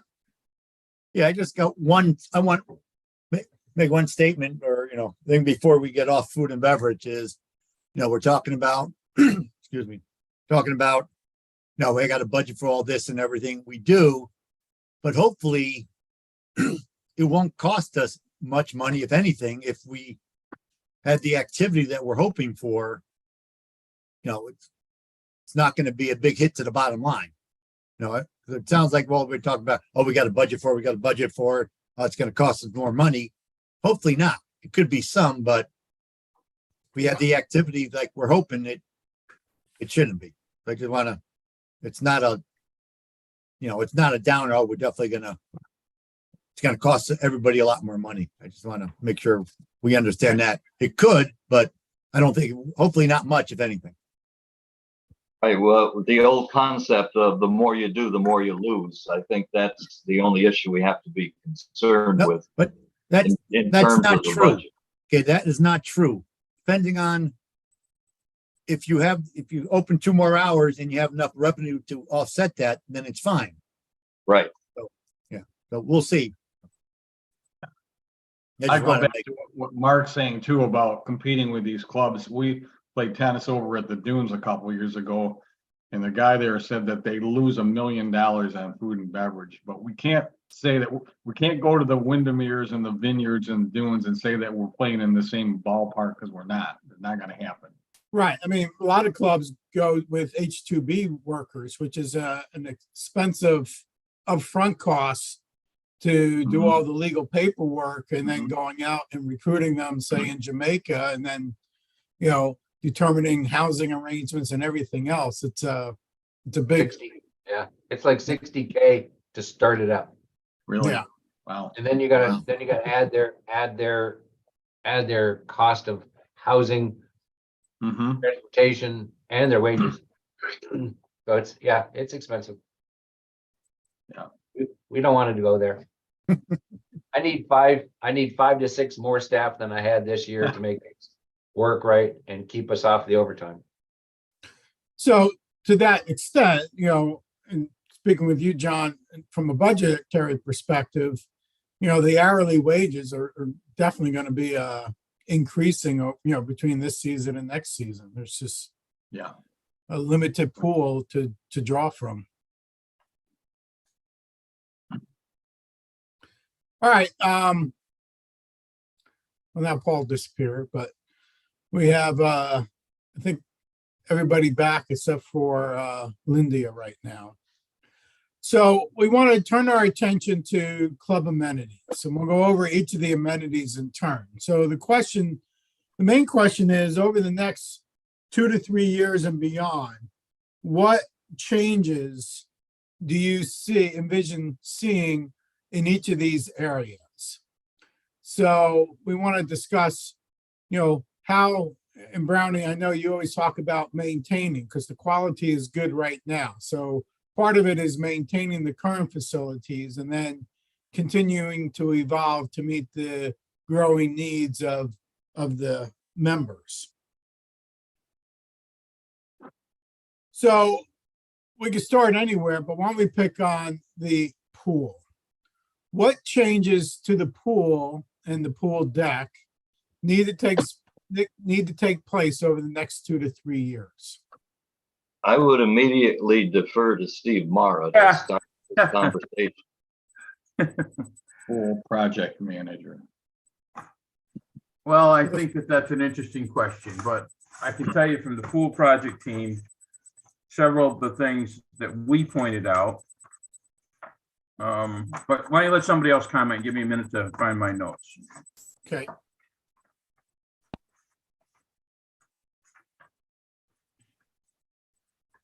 All right, All right, anyway, I'm ready. while you're doing that, let's talk about one that might be simpler. Well, the What hours change- we've talked about already. What changes do you envision in bocce over the next 2 to 3 years? We've got the pergola listed there. Yeah, is that already a done deal or no? No. Not yet. I'm in the beginning stages of getting the drawings, which I've sent to Ken. And then I'm looking for a second or third contractor to bid on the actual structures. So as soon as I can get that together, I'll bring it before the board for the cost of those structures. And that's where we are with the bocce pergolas. And I think the board has given conceptual approval to this project at least at the last meeting. Okay, are you ready? Well, let me For the just stay with finished the bocce, pergola. are you done with that? No, let's stay with the pergola for a moment. What is the time frame that you're looking at? Probably, if I could get it, Hello? if I could have the construction started sometime later in this summer, they'd be available for the participants in December, January.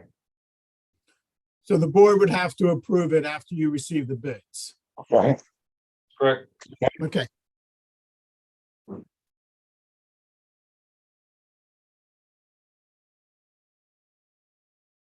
Good. Any other foreseeable changes to anything with the bocce? I don't know of anything else that's coming up. Okay. The courts, you don't envision those expanding, you don't envision any other changes to shade, or are the courts going to have to be redone in the next 3 years? I don't think so. Okay. All right, good. All right, so beyond the pergola, there's no other evolution with regard to bocce over the next 3 years. All right, Stephen, let's talk about the pool and the pool committee. All right, we had 6 items that I talked to the board about, and several of them have already been addressed, but we talked about the pool hours being extended, and Mark and I have talked about it, and we're talking to the insurance agent and see if there's issues there or if we can work that out. The second one was a pool monitor for the season, which I know the board has also talked about. Our third thing was better signage at the entrances for the rules. Pool maintenance, which had to do with cleaning of the pool deck and the tables and the bathrooms. We talked about no outside members allowed at the pool at all. They recommended no outside members, only residents and their guests use the pool. Cabana extended hours, which we have obviously talked about. And furniture, we're talking again about looking at an incremental replacement of the furniture at the pool, not doing it in one fell swoop, but doing it incrementally. And we're going to probably be meeting with some salesmen and coming back with some numbers for the board. So those are the 6 things we talked about at the pool project team. Okay. So we'll discuss those a little bit, but is there any other topics that Stephen hadn't addressed that you want to bring forward regarding anything with the pool operations? No, I think those 6 kind of cover all of our concerns. And again, I think 3 of them we're already addressing: the pool monitor, the cabana hours, and the pool hours we're even addressing already. And in the outside members, we've talked about in different avenues. So most of what we're talking about have already been addressed to some extent. Refresh my memory on that pool monitor. What I seemed to be, there was a difference of opinion on whether it was Well, going to be. again, that's a board decision and it'll come from us, but we had talked about having a monitor during season to enforce some of the rules, like people leaving towels all over 5 chairs and going off and coming back, and people just coming in without, not being members or whatever. So that's something that we as a board had discussed before it even came up at the pool project team. Okay. Sounds good. Chap, did you want to add something? Yeah. We have finalization on 2 things. I can't remember. Do we have finalization on guests for current non-resident members? Have we finalized that? It was my impression that we were gonna work on that. I think we had a lot of discussions that went back and forth on that, and then it got into off-season and reciprocals and everything else. So I do think we need to clean up that language, but I think we're close, and correct me, Paul, but I think we're gonna probably try and clean that up at the next board meeting, right? Yes, I would agree with that. We've got some fine nuances. Lindy brought something up today about guests of guests of guests. All right, So so we've got we've got to that's sort not that out, but finalized. we're very close. All right, how about, have we finalized for new non-resident tennis members? Yes, If the no answer guess. is no, Yeah, the that's answer is no, we gotta clean that up too. That's the one we got to clean up. Okay, thank you. I can tell you that from my side, Steve's got a couple of those irons in the fire. We are meeting with about pool furniture to look at those possibilities and structured costs and how we'd manage that over time.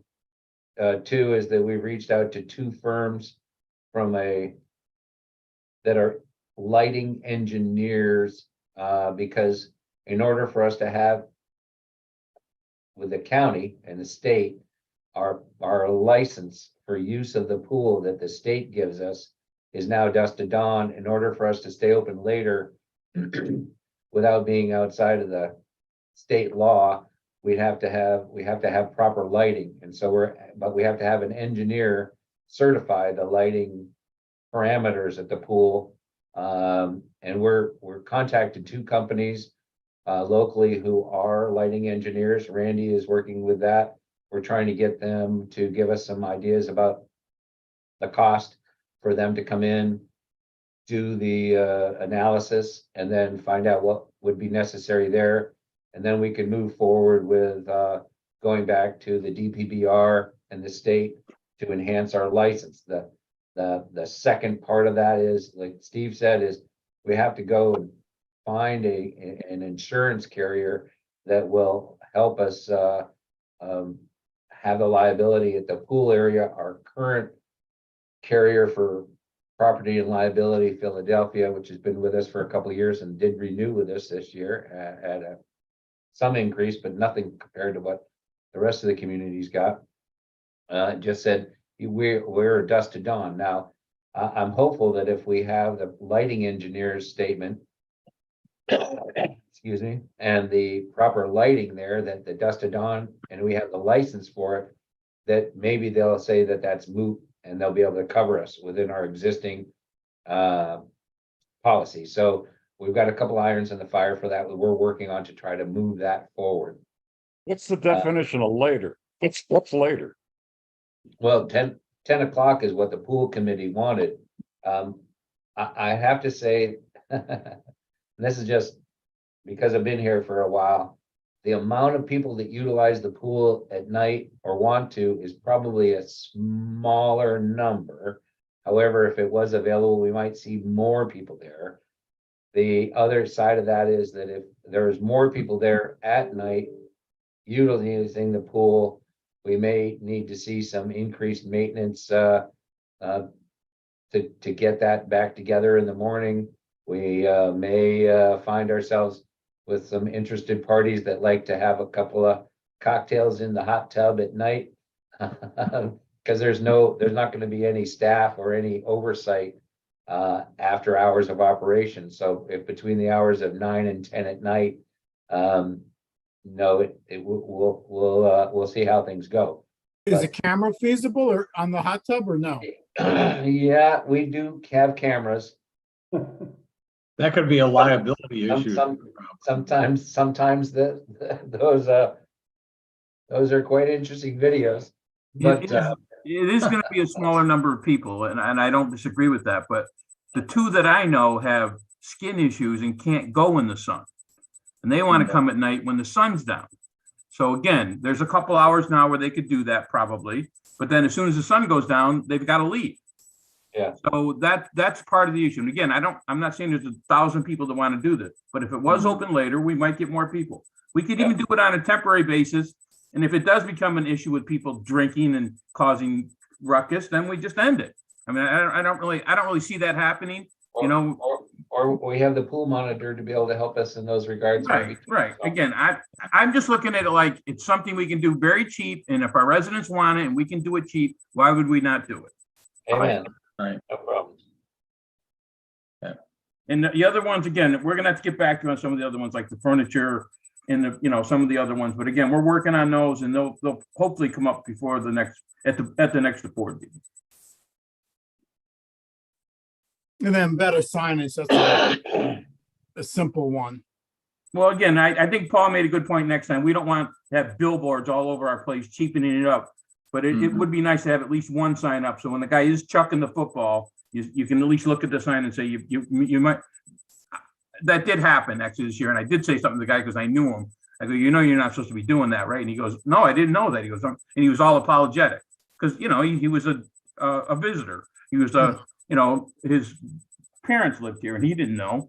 And he was chucking the football with his 10-year-old kid and was like, but once I told him, he was fine with it. He goes, no, I'm good with it. So I'm just saying if there was a sign up that some people actually might follow the rules. And your fourth point, Stephen, was pool maintenance. What does that involve? Just that, and Mark, we talked about this, and they felt that sometimes the daily cleaning of the pool deck and the bathrooms wasn't as good as it could have been. But Mark said that during the season, they are hitting it every day, right, Mark? Every day, every morning they go in and do it. But on a busy weekend, we do with a lot of people in traffic. You think of 120 people, 130 people on a pool deck, and you've got those size of those bathrooms that they're just they get used a lot. So maybe that's something we have to look at as far as enhanced janitorial services. More cleaning services or whatever. Yeah, that's an issue we can look at for sure. Hopefully by next board meeting, we'll have some kind of proposals for you guys to consider, like with the furniture. So Jerry, on this is another one of those strategic short-term situations. Is it I don't want to say this. It seems like some of the decisions and ideas that the board and myself are working on are responses to the focus group squeakies, the survey as a whole, but from a strategic planning of looking 2, 3, 4, or 5 years out, we're doing a lot of short-term near goal oriented items versus Right. moving them out. In other words, how do you want to manage the pool area? And is there any expansion in the pool area in the next 2 to 3 to 5 years?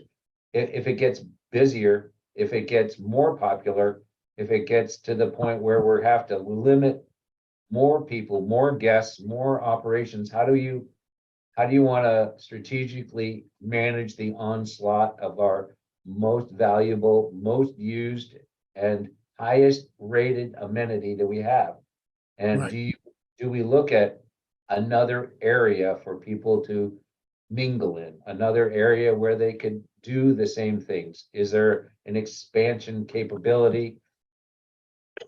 Is there something that we can look at down in the future to provide more of the amenity usage, whether it's at this location or somewhere else?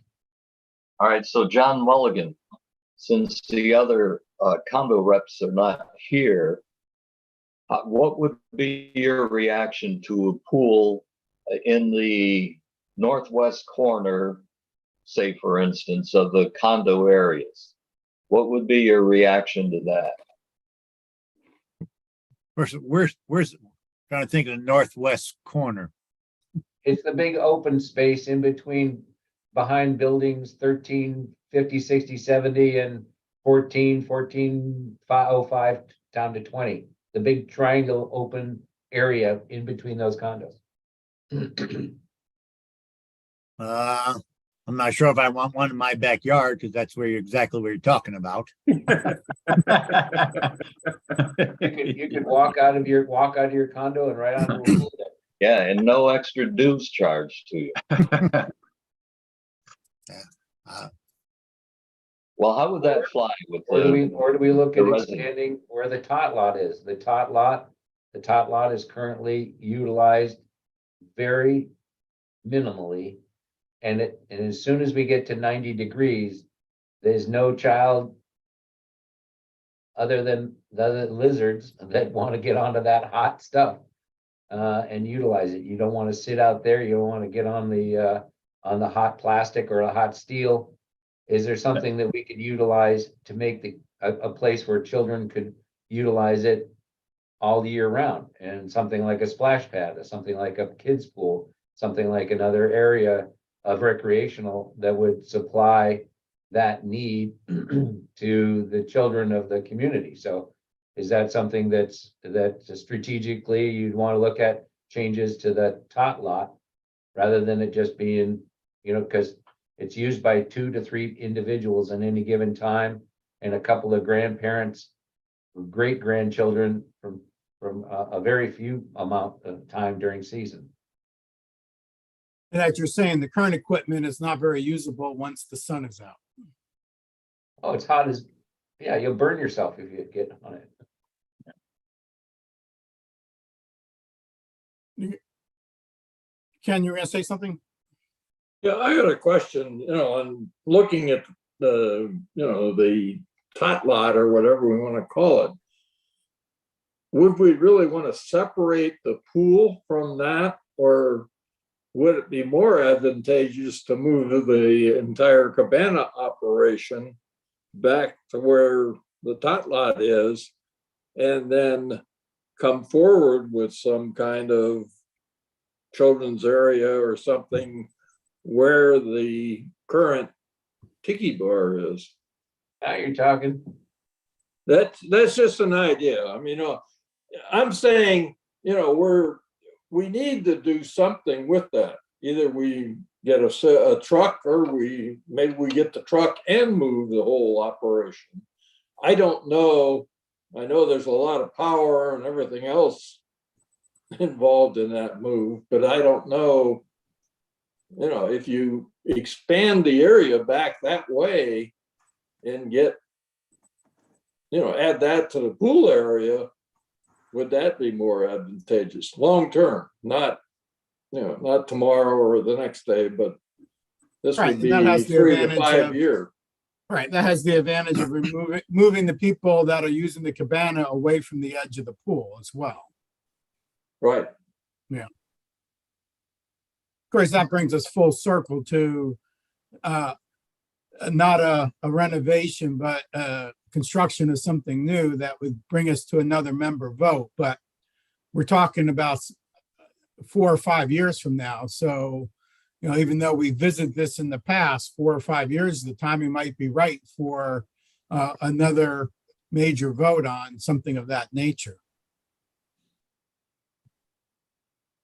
Other thoughts and reactions regarding the space of the pool, cabana, and tot lot, and how to best use that space? I think if we get too excited about this kind of expansion, we have to make some assumptions. Let's say, number one, that the irrigation project goes through, everyone is assessed a certain amount. All of a sudden, we have another building project, because what Ken is talking about is probably at least $1 million to do that, at least, if not more. And whether or not people would be amenable to another whack in their dues, I don't know. To me, it sounds, Ken's project seems a little ambitious. I think a smaller project like a tot pool area where the tot lot is now may be able to be better swallowed by the community. I think it's a good idea, and I don't think the cost would be quite as much. Could the I- tot lot be just changed to be a sort of an expansion of the cabana area for seating and? Yes. Yeah, that's possible, but then you're giving up a tot lot that people are concerned about. It's Well, we valuable. could put it right outside John's door in the green space. That's true. That's true. We could do that. Do it there. No, I think, Paul, I think though that, here's the thing is that, yeah, let's just say it is $1 million. We know $1 million that's for somewhere down the road for the community in the future. I think that's the thing, is we have to look at what the demographics and the changes to the community are gonna be strategically down the road. I think that we have to at least float those balloons, whether or not it's 2 years from now when we do a survey again, or if we do pulse surveys to say, listen, this is what strategically has come through some of our discussions. What are your thoughts on it? Is it something feasible? We should wait. I like it. Something that goes along those lines so that we can get some ideas from the community. There may be Yeah, more you make a good support. point. This is just a plan. We're not committing to it. So you make a good point. Right. And it could be just a natural progression from what you are implementing next year, which is the expansion of hours. If that becomes very popular, then, 2-3 years down the road, you might start saying, well, maybe we should ask again if there is interest, because in 2 years, last 2 years, how much of the population changed? It was 20% or over 20%. So you got to figure Yep. another 2 or 3 years down the road, that means 50% of the people weren't there. That's Over right. 50% weren't there the last time this came to a member vote. So, as we are thinking forward 4 years down the road, this is something that will need to be potentially revisited, or at least assessed on whether it should be revisited or not. Agreed. Okay. All right. Anything else regarding the pool? Any other major renovations that are going to be needed to the pool deck or the pool itself that you envision? We just had a major renovation last summer. Okay. All right. So Did we Let's turn talk our atten- about, am I thinking about the right thing here? Did we at one time talk about, or have I heard recently about a system to cool the pool during extremely hot weather? Really? That was the email from Mark Uh, recently, right? Mark? Yeah, that's,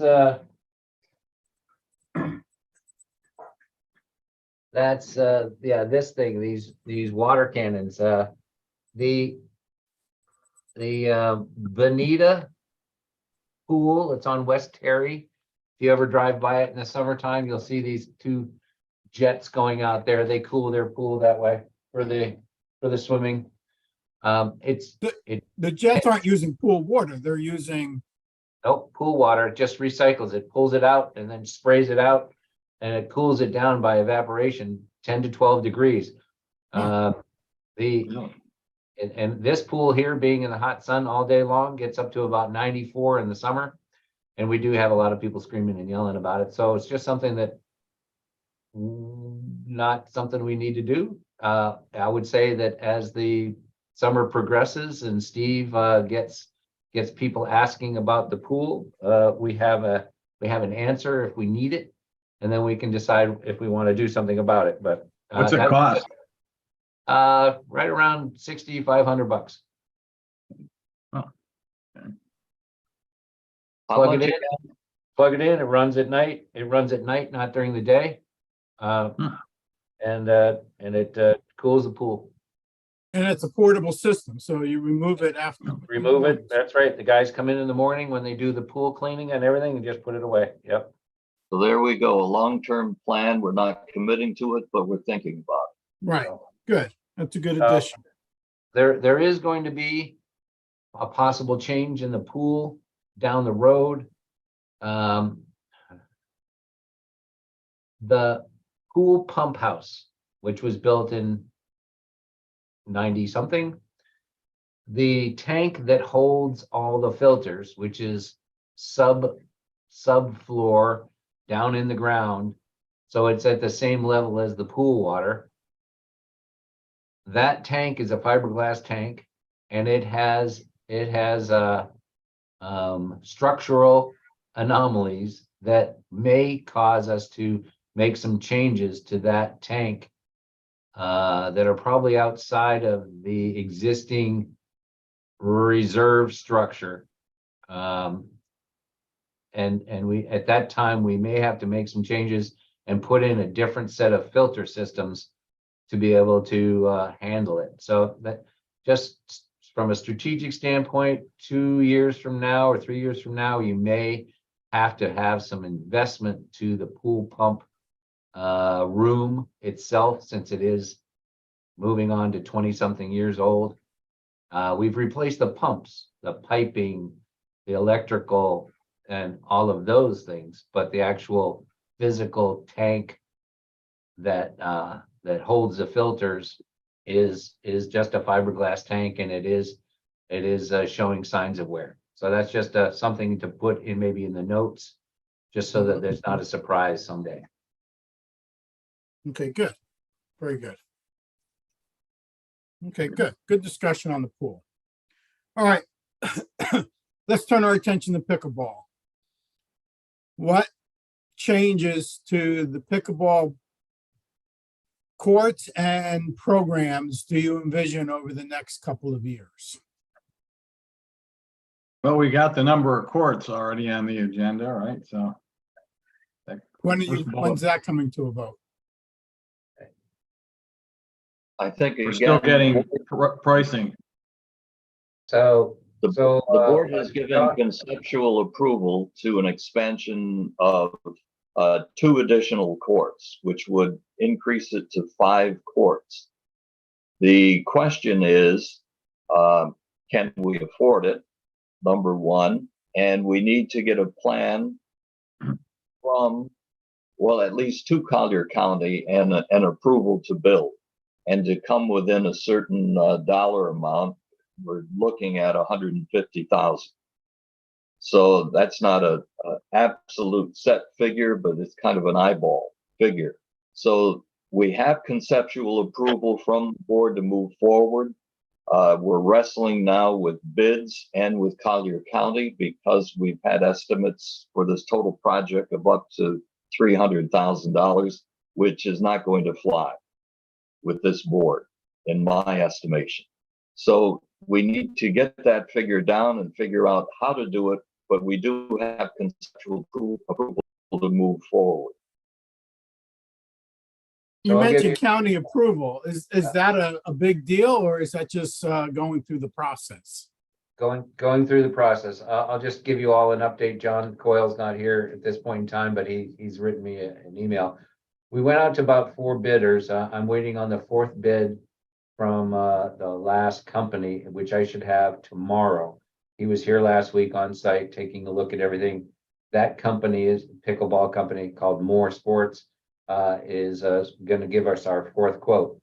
If that quote is as high and it is expensive as the previous 3, then John has asked that we look at changing the site plan of the pickleball courts to a different option and configuration to minimize the construction. However, that option puts the pickleball courts, 3 of them, along the northern side of the pickleball area, and that they would share a common fence with courts 4 and 5 in the tennis area. So we have not gone back to those individuals to ask them about the new quotes until I get this 4th bid from More Sports tomorrow. So if that comes in high, then we will turn around with the new drawing and the new configuration, send it back out, not only to the engineering company, but to the previous bidders to see if they're interested in giving us another price on that configuration. I would say that we should not have any real issues with the county because we've already had the existing stuff. We should be able to move through this. Construction permit is minimal. I don't think that the county is really going to be a holdup. It's just going to be a formality at this stage in the game. So more to come as that's concerned. I think, Jerry, from your standpoint, 2 to 3 to 4 to 5 years from now, with pickleball being one of the fastest growing items out there besides dodgeball and handball and squash and disc golf and some of the other items that are going on across the country, that the club is going to have to take a look at what they're going to do strategically to manage the pickleball world as it continues to grow over time. So that's just something that they should have on their radar. Now, if you go ahead, Brownie. Question, Mark. Is that other plan the number 2 plan we had before, or is this a number 3 plan? As I recall, there were 2 different sites that we had. So this other one you go to, is that a number 3? Or is that just going to that number 2? You understand my question is? John, do you know that? Is it number 2? No, I think it's a little different. The other 2 were both moving the courts a little bit, whether you had moving them 2 feet or 4 feet or 6 feet. This is totally leaving the 2 courts as is, not messing with them at all, and moving putting the new 3 courts back further towards the tennis court. Instead of being 4 feet away from the tennis line, they're going to be, or not tennis line, against that fence, they're going to be right on the fence. So it's just not touching 2 courts, which hopefully will save a lot of money. So it would be a 3rd site plan, another way of saying it, right? Yes. We want to make sure we include some kind of sound barrier if we do have that one fence. That is part of the plan. We hired Jeff Nunner to help us, correct? Yep. I seem to have read or heard or have reason to believe that Jeff, at this point, I'll use these terms, pretty frustrated, doesn't know what to do. Am I wrong? Yeah, he's okay. I just talked to him this morning. He's just waiting on that fourth bid, and if that fourth bid is too high, he'll go back out to those other companies to specifically ask them for another bid. I think that Jeff's Jeff's dealing, he's got other irons in the fire. He just wants to know what's my my mission, and here's what I need to do. What's my goal? And I'll go out and I'll sally forth and I'll get that done for you. The permutations, if you want me to move it around and make some changes and do all this kind of stuff, I just need to be given that go ahead. And it's just a matter of him knowing exactly what his mission and goal is at this point in Well, time. the mission's pretty simple. We want 2 more pickleball courts at a cost that's as efficient as possible. That's the mission. That's not his mission. His mission was specifically to reach out and try to get soft bids from a non-construction drawing, not engineered drawing, only to get soft bids to come back to the pickleball committee and go, these are the soft bids that these construction outfits have given us. What do you want to do now? And then then the pickleball committee would say, go with number 2.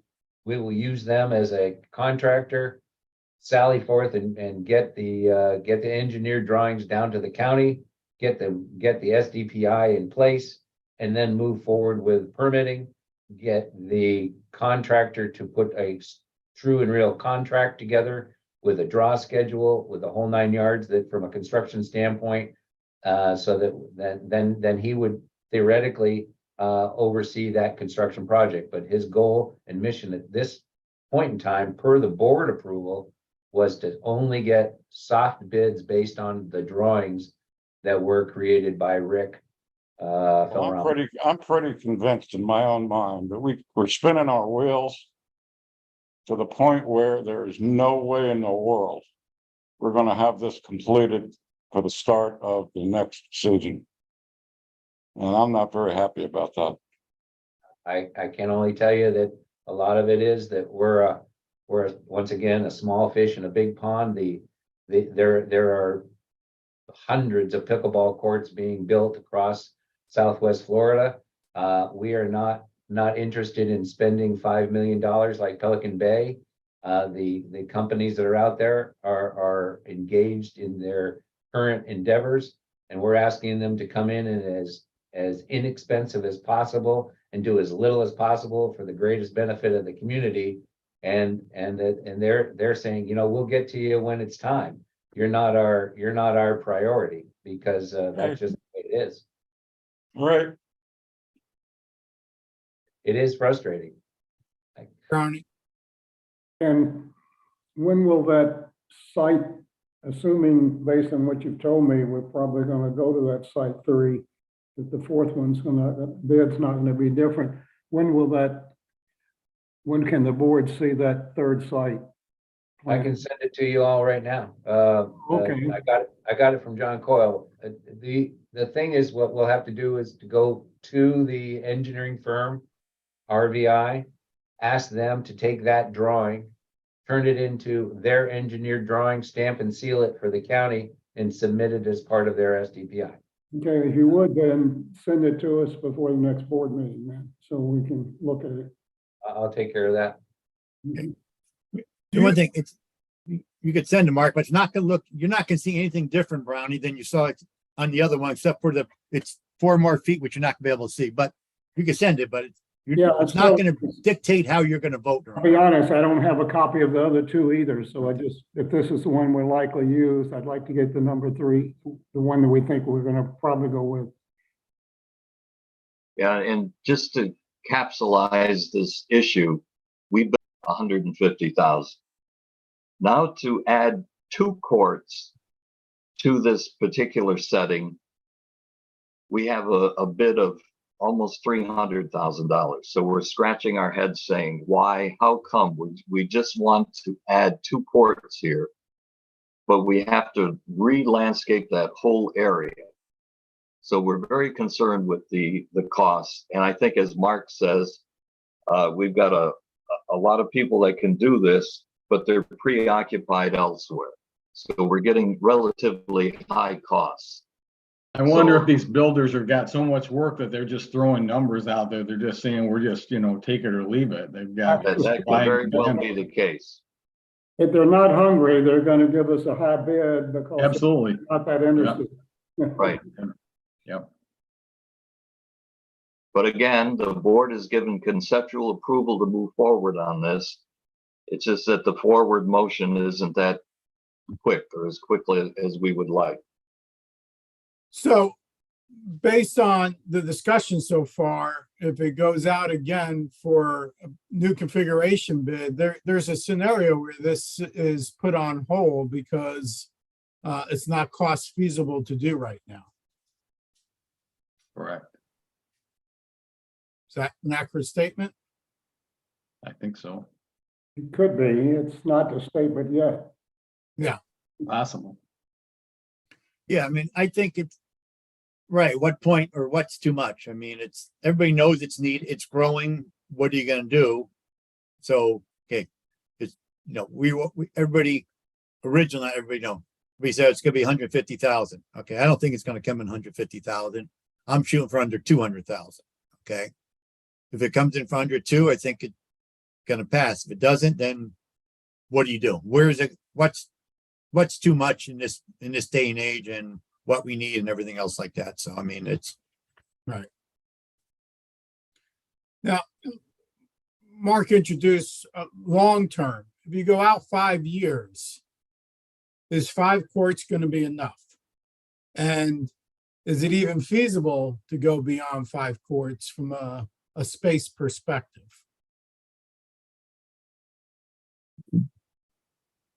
Well, that's the big question. That's a huge question in the community, and I personally just don't know.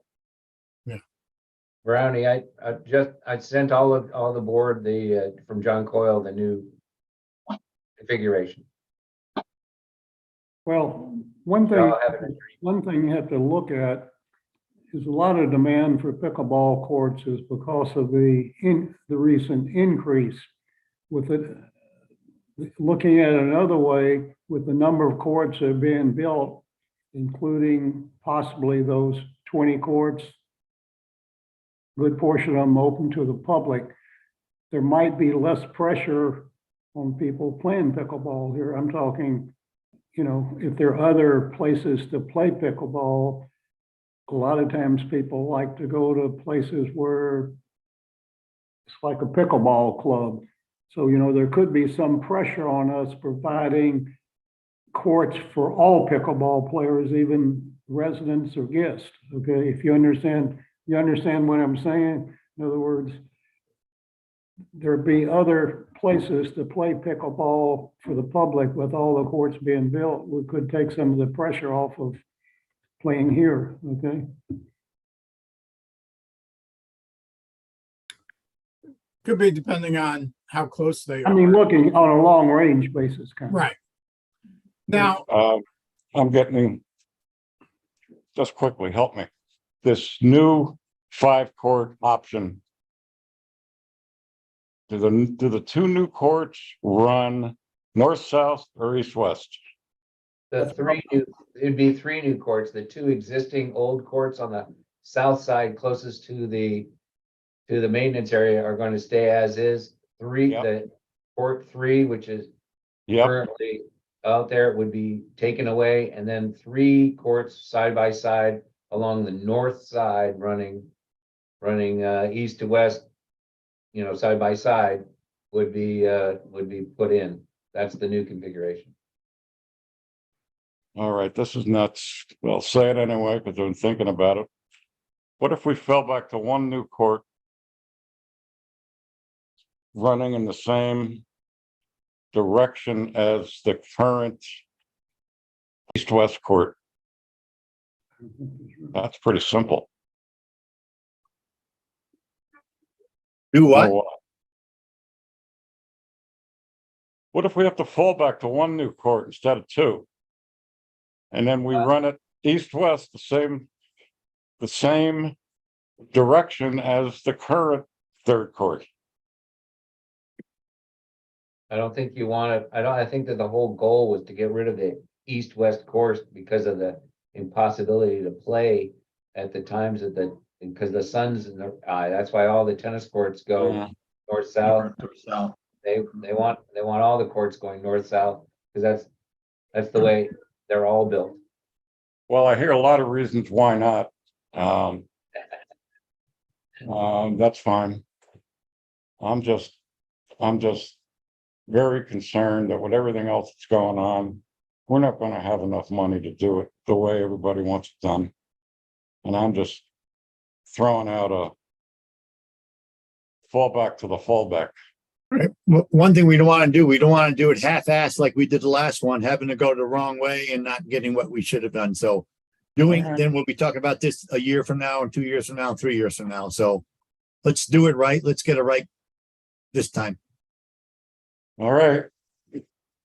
Do you envision any other changes to pickleball over the next couple of years? Do you see having a paid pro for your pickleball programs? Hey, what? A pickleball pro to do training and lessons and run leagues similar to the tennis pro? I don't know how we can afford that. Okay, I mean, I'm just, I would say 2 to 3 years from now, if the surge continues and there was pressure on the community to put in another 5 courts or 4 courts, and you had to find that area and do something with it, regardless of where it is, someplace on property, then there's going to be a need for some oversight and management of it in some regard, whether it's administrative or professional. I think that you're going to see some need for additional staffing, whether or not that's having to deal with the pro or not, maintenance, care, operational use, scheduling, possibly is there a pickleball membership? Is there a fee along with this to defray the expenses of the asset? I mean, these are all questions, I think, strategically down the road, if it gets to be this big or that cumbersome, that something's gonna have to be looked at. Whether or not that's in 5 years or in 3 years, that's something that at least should be on people's radar. so based on what you're saying, Mark, 5 courts or less, there's not a need for dedicated staff. But beyond that, if it continues to grow, then there is going to be needing somebody to have oversight of pickleball. I think Well, it's I'm just. not so sure we should limit it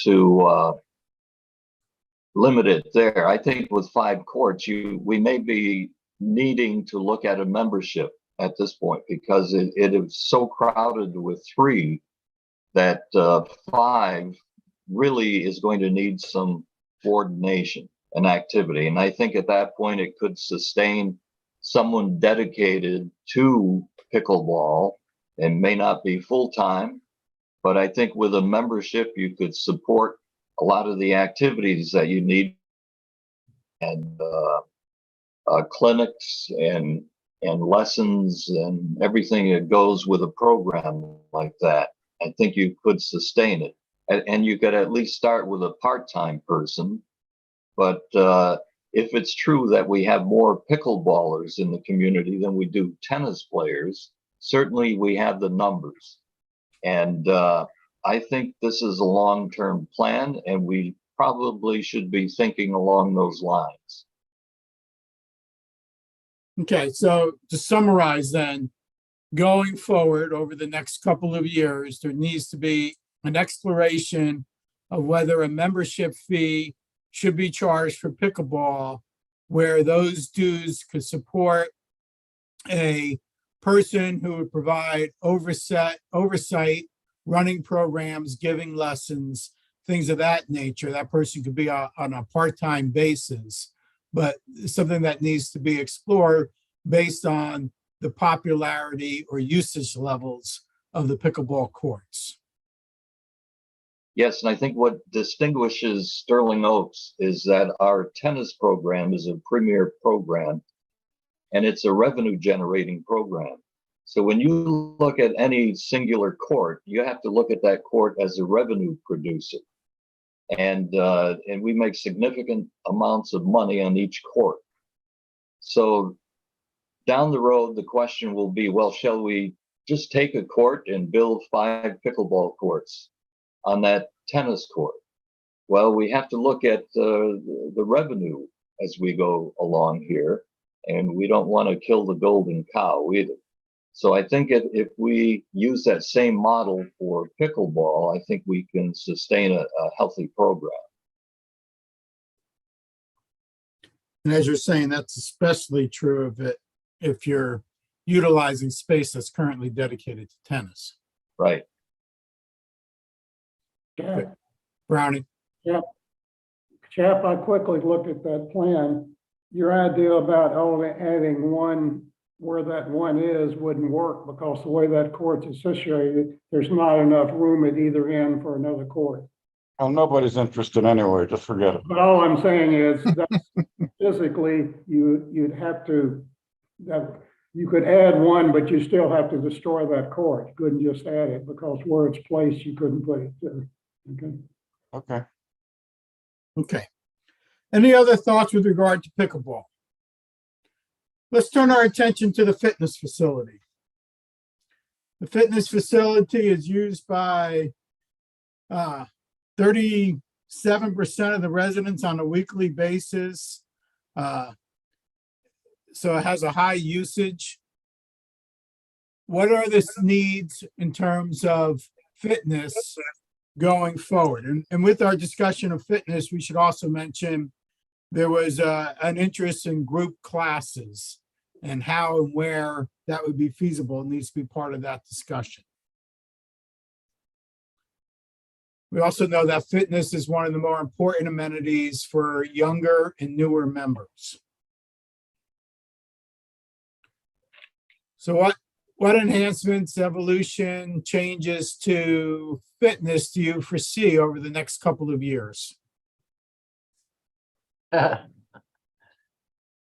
There's definite need for expansion, for remediation to the existing facilities. There has to be something done to that facility down there, in my opinion, whether it's new flooring, new lighting, new equipment, new whatever. I think that there has to be something done to that area to make it more user friendly and more up to date as time goes by.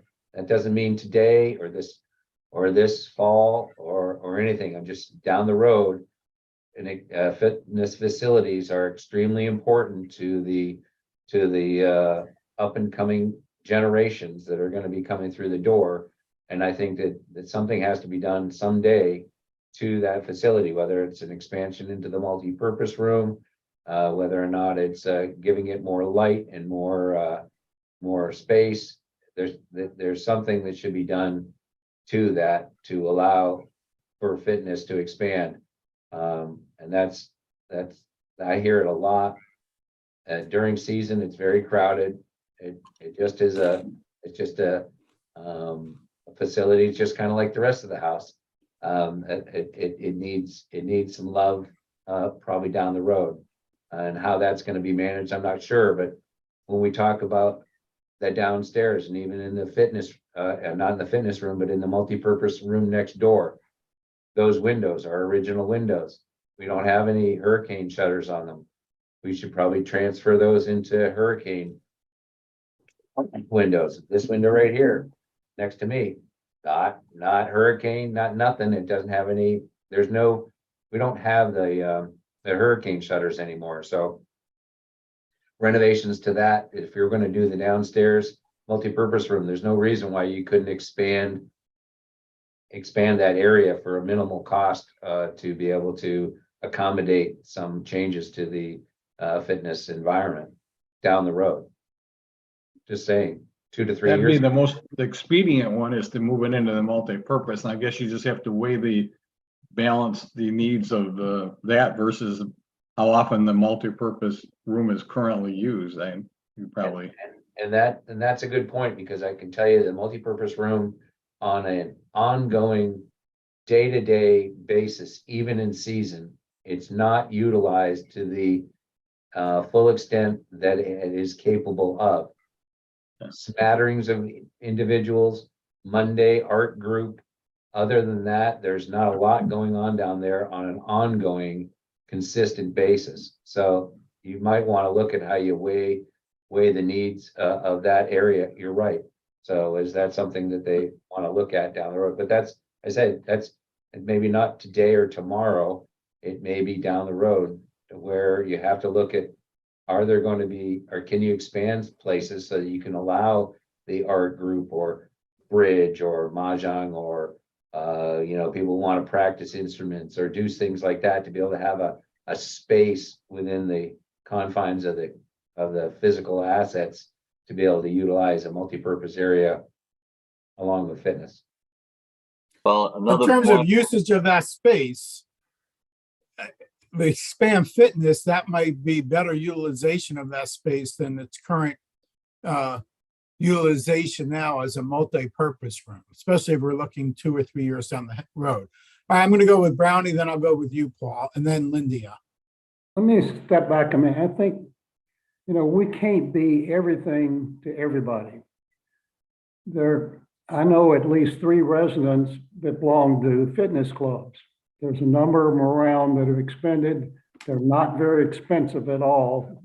Some of them have quite low fees. Some of them have no initiation. People who are really into that regularly, a lot of them like to go to those big fitness things. So I think we can't be we've got a fitness club, it's used, people can do it. I'm not sure we should start trying to compete with those big ones, which a lot of people like anyway, and they're not that expensive. So, I don't think we can be we're not, people bought in here, whether we can't be everything to everybody, To your point, Brownie, Club, tennis club, fitness club, pool club, we're constrained by what we have. I'll just add though, based on the survey, we asked, while you're in residence in Sterling Oaks, do you use an outside fitness center? 18% said yes, that they go off-site for their fitness centers, but that number was 18%. But we also know that when it comes to what's important in purchasing in a community, fitness along with outside dining are one of the higher rated options in terms of amenities. And so it is a consideration in deciding to purchase is the fitness facility of the club. All right, Paul, you wanted to speak? yeah, I would, let's go back to what Steve mentioned earlier. We did this survey for a purpose. If we're not going to listen to the respondents, we shouldn't be dealing with this. And this was one of the high priority areas from the community. So yes, I think this is important and we should respond to it. I know Mark's not going to like this, but we also have a laundry room right next door to the fitness room. That's significant amount of space. It's not huge, but it's significant. Now, we don't do the towel service that I really liked at one time. We did that for a lot of years. And maybe this is an area we can look at rather than the multi-purpose room. If we have laundry to do, we can always contract that out. Now, I guess it's what's more important, the laundry service or keeping our residents happy. So if this is a long-term plan, we could consider this. I'm not saying we do it tomorrow, but it seems to me to be a logical place to expand. I don't have any issues with it. And I don't have any problems with contracting a laundry service. The cost may be beneficial as far as a give and take. The only thing about that room is that it is a janitorial storeroom. We just have to figure out where to put the cleaning supplies and all of the other items that are used to clean the entire campus out of that area, just somewhere else. So we just have to look at, once again, pushing in the edges of the envelope to try to accommodate some needs. But I don't have any issues with that.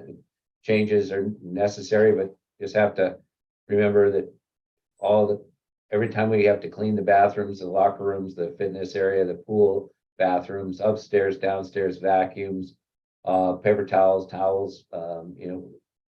toilet tissue, cleaner, soap, all is within that area. So it So, is we're relocate. not gonna make a decision today, but looking long-term, we're gonna be exploring, expanding this fitness center space within the confines of the current clubhouse footprint. And that could be laundry room, multi-purpose room, but we're gonna be looking at expanding the fitness center space within the current confines of the clubhouse. Lindia? You're on mute, Lindia. You're on mute. Okay. Okay, I just want to say that during the day and evenings in the multi-purpose room, we have art classes, they play ping pong, they practice music during the day and evenings. The guitar group comes in. They play cards at night when the clubhouse is closed. They play mahjong and bridge. When dinner is being served on Friday night, the dining room during the day is not available for card playing or meetings or anything. They're setting up the tables. Any event that goes on during the daytime, any conference, any group meeting, anything that has to be set up for dining or chairs like a board meeting, you have to meet in the multi-purpose room to play cards and games. So that room really gets utilized. Now you say maybe not continually but how many meetings are in there between the chat sessions, the board meeting, the landscape group, this group and that group? Yes, the multi-purpose room is very valuable to keep. Good points. And again, we're not gonna make any decision today, but going forward, we do want to look at how to enhance. Now, Mark also mentioned that the current fitness space is going to need to be updated over the next couple of years, both in flooring and in lighting, to change, to keep it up to current standards.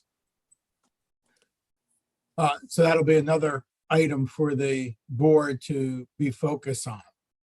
What about equipment? Is that all leased and is replaced at the function of time?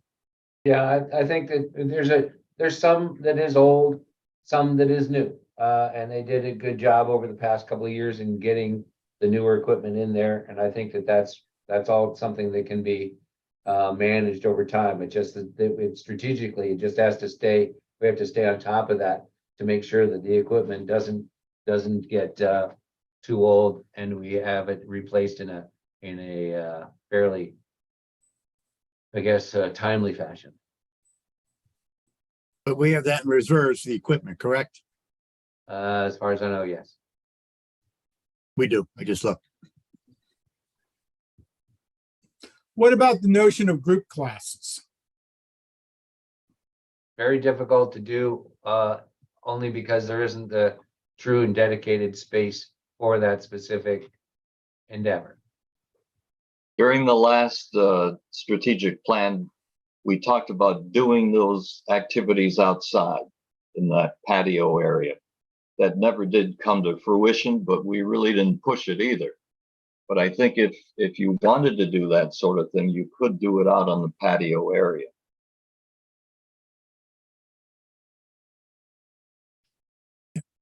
Then a couple of years ago, didn't we have someone set up? I believe it was Mary Ann Connolly. Didn't they have somebody come in the outside? They did yoga or something? They tried it. The problem was that when it was season, you have a morning that they want to do yoga and it's 43 degrees and the wind's blowing and nobody wants to be outside. So they wanted to be inside in the in the multi-purpose room. I think, Jerry, another option for the fitness room might be an improved ventilation system.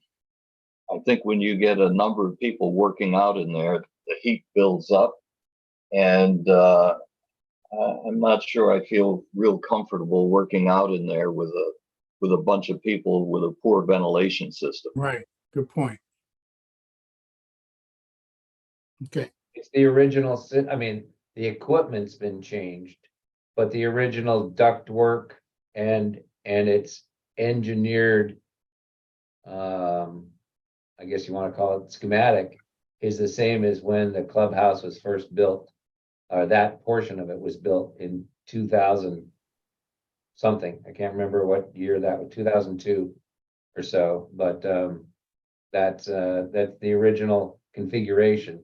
We've changed the air handlers out and whatnot, but the airflow and the ductwork and everything else has all been, it's all the original stuff. So there could be some changes to that definitively.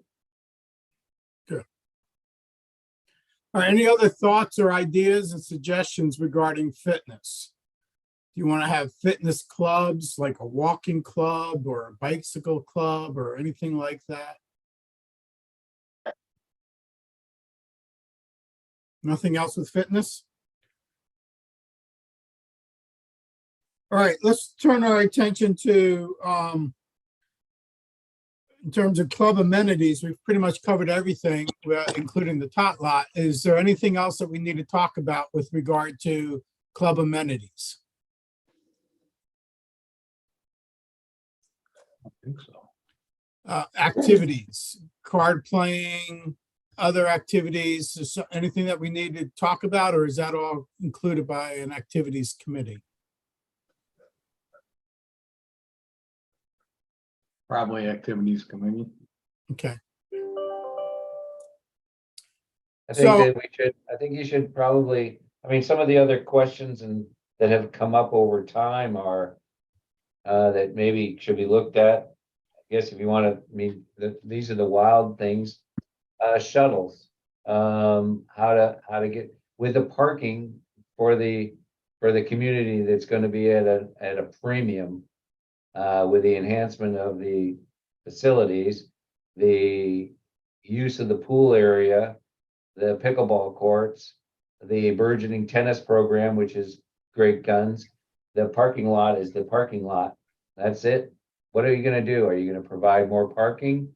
Are you going to provide some kind of a shuttle service? Are you going to be able to provide something so that the community could get from point A to B without having to drive their cars over here out of their house and park it? Is there something that we could do to have that during season, some availability for that kind of use? I know someone suggested only pool parking in the portion where the pool is, and then tennis and pickleball at the rest. And I'm not certain that's a solution. Obviously, with more tennis and pickleball people here, we're maxed out there. It appears in season we're bumper to bumper on the street. Unless you had a spot somewhere in the community as a transfer point, I guess I can't think of one right away that wouldn't conflict with owner's space. You're talking about a shuttle outside of the community? No. No, Really? it's not. In other words, some type of large golf cart that could hold like 6 Right. people? and it goes in a loop. So if it's gonna pick you up at Wildcat Pool at Oh. every hour on the half an Oh. hour. Kind of It'll what pick they you have up at Clam Pass on the boardwalk there. Yeah, those kind of down- golf down carts. to- Yeah. down to- It'll pick you up in Sanctuary Point on the other half an hour. I mean, I'm just saying, Oh, yeah. these are Yeah, items that- that are I guess possible, that's reasonable, I guess. I possible. think that's a great idea. Yeah. You could also explore a Meals on Wheels concept, operating out of the food and beverage too. I would encourage cycling. I know Paul and Stephen and myself all ride our bikes there, and maybe some of the other guys do. I've seen a lot of people that drive cars there, and I don't think it's entirely practical. And they want to, waste gas and take up space, fine, but I don't think it's real complicated to bike for, a couple tenths of a mile, really, so just We- my opinion. We just added 20 bike parking spots. Yeah, right, they're empty right now. So I mean, I think next season we'll be in a little bit better shape there. Yeah, Encourage That's a- people to ride the bikes. the simple fix. I don't like to ride them in the summer because it's so hot, but Yeah. no issue at all. You get a wind chill on a bike.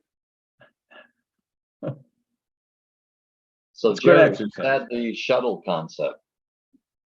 I like that. Linda? Yeah, just a question that I don't know the answer. Are electric bikes the same size as regular bikes? Yes. Okay. The shuttle service, I think you're talking about significant money. Mm, Well, we'd have to figure all that out. Can Yeah. you use Yeah. community volunteers to do it? I think we explore the concept, we'll figure it out later. Yeah, what's not debatable is that we're gonna be maxed out on parking. That's gonna get worse before it gets better. Yeah, I agree. Now, what about, I know a couple people won't want to hear this, but okay, we just cleared out next to court 12. Yeah, why can't we park there? God, what do you think you're doing? Listen, I got enough arrows in my back. Well, I mean, Is there anything else in terms of clubhouse enhancements that are going to be needed over the next 3 to 5 years? Anything in the administrative space, the clubhouse dining, anything else regarding the clubhouse? Go ahead, Brownie. Yes, based on what I know, probably we'll have a new general manager at some point, right, Mark? 5 years. I think you're, Good I think item. I think you're also gonna have to take a look at the possibility, just with the increased administrative things to do, whether it's, like we said, at the very beginning, social media, whether or not it Yeah. has to do with other IT or web tech or administrative work within the community. We may want to look at the configuration of the offices and whether or not the tennis pro shop has significant space that is underutilized in certain areas, especially when you first walk into that pro shop from the lobby. That whole space is just unusable space. It could be another part of the lobby. It could be another part of the administrative office to allow for those types of help that would be beneficial to the community and answer some of the questions that were part of the concerns of customer service. So that internal remodeling of the offices isn't something that would be, it wouldn't need a permit. You would be able to do it, with just like remodeling your kitchen or bathroom. There'd be a cost associated, but it may be good to have that as a strategic plan coming down the You're gonna need one desk at least, right? Minimal. Okay, so looking at the internal clubhouse space of the lobby, the administrative offices and the tennis pro shop needs to be looked at into best usage of that space over the next 3 to 5 years. Good point. You could state it as the reconfiguration of the administrative and tennis space, tennis office space. Right. We looked at it in the renovation of the clubhouse. We had a specific drawing for that was given to us by the architect. It just, when we got to the point where we were trying to minimize the overall cost of the renovation to get within the framework of the palatable budget, things got pushed aside as options, and that was one of them.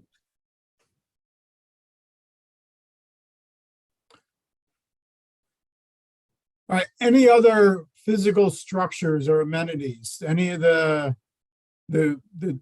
rear gate, the front gate, anything else that we need to discuss that needs to be focused on over the next couple of years, Mark?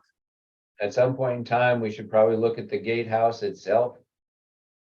It does not accommodate the guest traffic, the visitor traffic.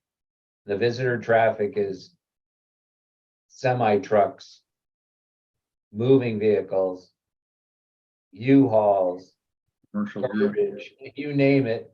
They all have to go through the resident side that has a gate opening on it. And that we should probably at some point in time look at getting that to the point where larger vehicles could move through the visitor side, allow the residents consistent access.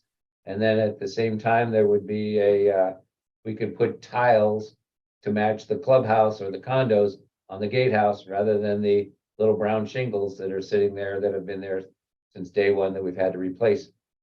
And then as a back gate, the only thing about the back gate that may want to come down the pike someday is a walking gate that's managed by an access control feature to allow individuals to walk in that back gate from Old 41 with their membership card. Because currently all they do is either wait for a car to come through, and then they walk between the gates and come and go. Or they jump the fence, which we've seen too. So there's maybe some look at that down the road. Good idea. Lindia? I think maybe some enhanced lighting at the walkways. When you cross the roads, the different areas at dusk and at night, it's very hard to see people crossing. The lighting is not real good. Yeah, that was been mentioned specifically, right past the front gate when you're walking over to the clubhouse, that is somewhat dangerous crossing over there because of poor lighting and that cars, higher traffic in that spot. Right. But all of them, we come in later at night often, and Phil leaves early in the morning often, and people are out walking, and he said, really, it's hard to see them. So I don't know. I think it's a little dangerous. Good point. And again, that was something that was reinforced in the survey comments and focus groups.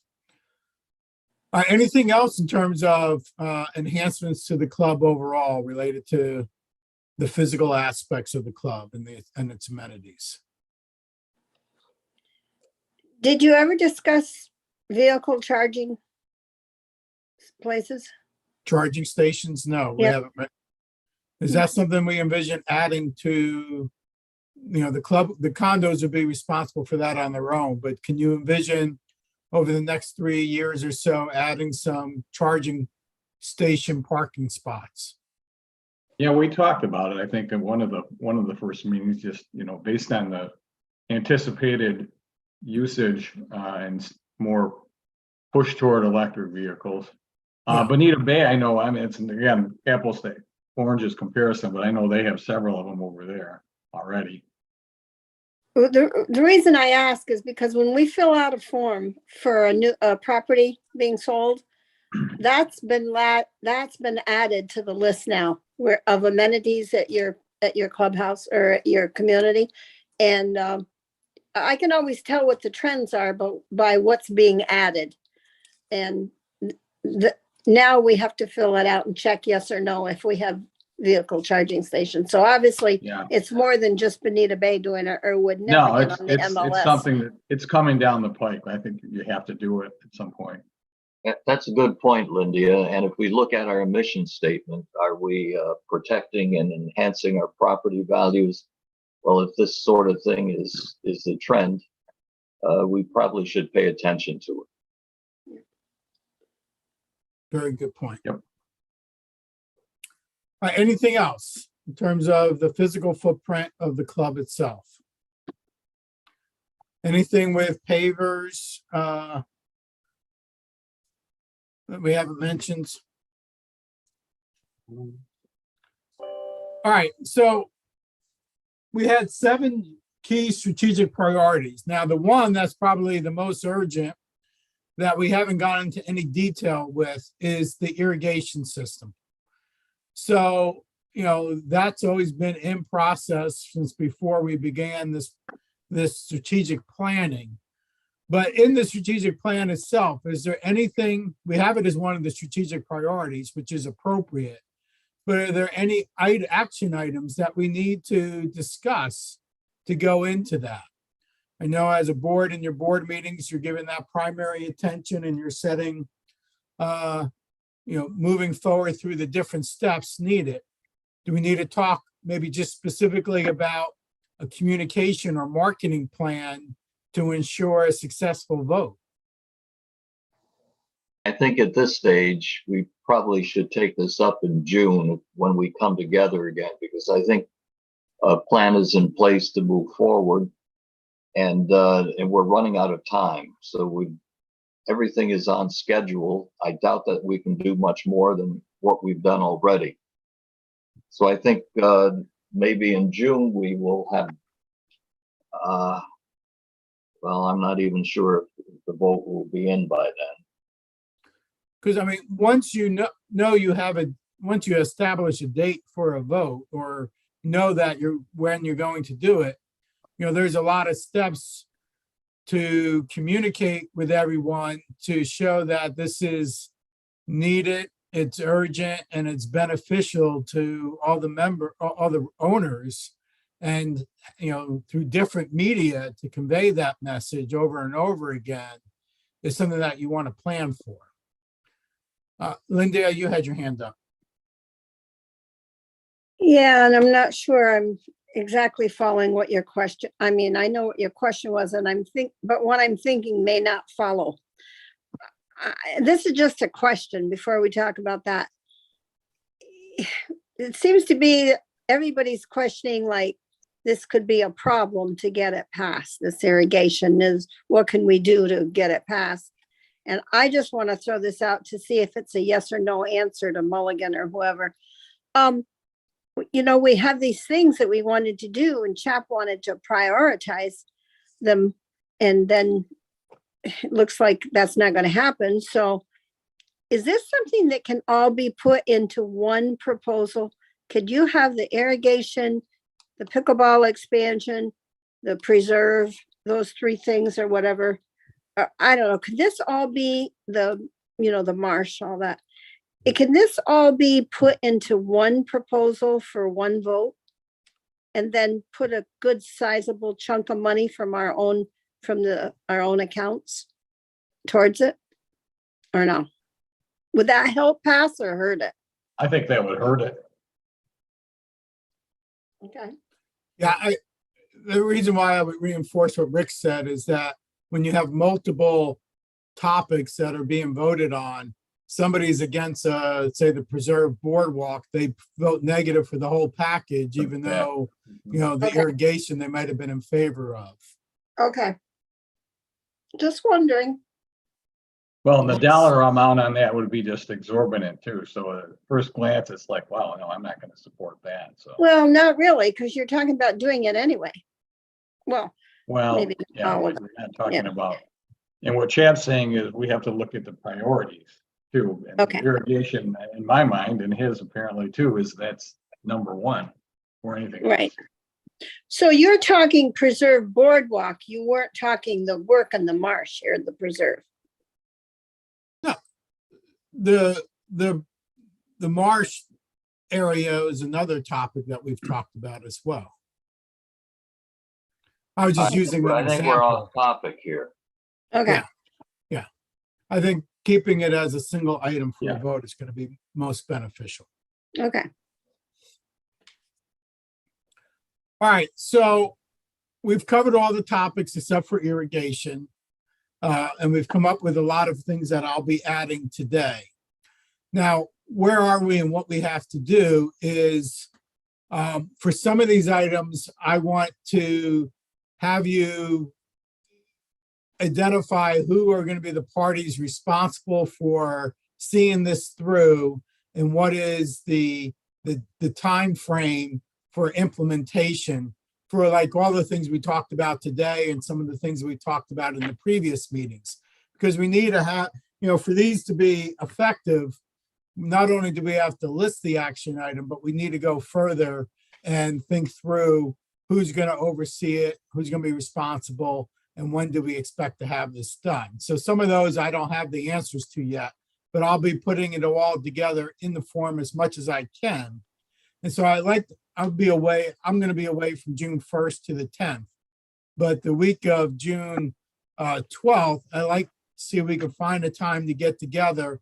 We'll say it'll be a 3-hour meeting to just review the whole document, which I'll get to you by the beginning of next week. And then we can edit it and we can further clarify some of these timeframe and responsibility areas for the document before we then goes to the board for a vote of approval. So in terms of the week of June 12th, can we set a time to meet again? I suppose. It's June 12th, Monday. You're on mute, Mark. Paul, I think that when were you looking at having that meeting to, Yeah, I think it was that day. was it on the Monday, the 12th? I think so. I think we needed to have that final meeting to talk about the packet and the wording and because it's theoretically, the packet is going to have the vote, the ballot, and then also the dollar figure from the financing institutions, at least for what we've gotten from the financing institutions about the cost, percentage rate, if you're going to do it over 3 or 4 years, how that was going to work. So if I think How about June 15th? Thursday, the 15th, 9 o'clock to 12. How does that sound? That's fine. By me, anyway. How much, for 3 hours, did you say? Yeah, I mean, we might finish early, but Okay, we'll just say 9 to 12. okay. Good here. I'll be traveling, but I can do it on the road. Oh, perfect. I'm not sure if I'll be able to make it, but that whole week's not good, so I'll see what I can do. Are you down here that week, John? Up until the 14th, I'll be coming back on the 14th. Then I have other things going on too, so. I'll see what I can do. And again, for you specifically, John, but for everyone, when I send this out next week, I'd like you all to write some comments or add some thoughts, and then you can just send them back to me via email, before we meet on the 15th. So, I would like everyone to edit it and add to it ahead of that meeting on the 15th. And John, you'll have a chance to do that. All right, so then this is a good breaking point for today. I'll send you the complete document early next week of where we're at right now. And then we'll meet on the 15th, and that'll be where we finalize the document. Sound good to everyone? Sounds good. Thank Okay. you. All right, then I will see you all on June 15th. Wonderful. But I'll be Good job, communicating with you everyone. before Yeah. then. Thanks all. All right, thank you, everyone. Excellent.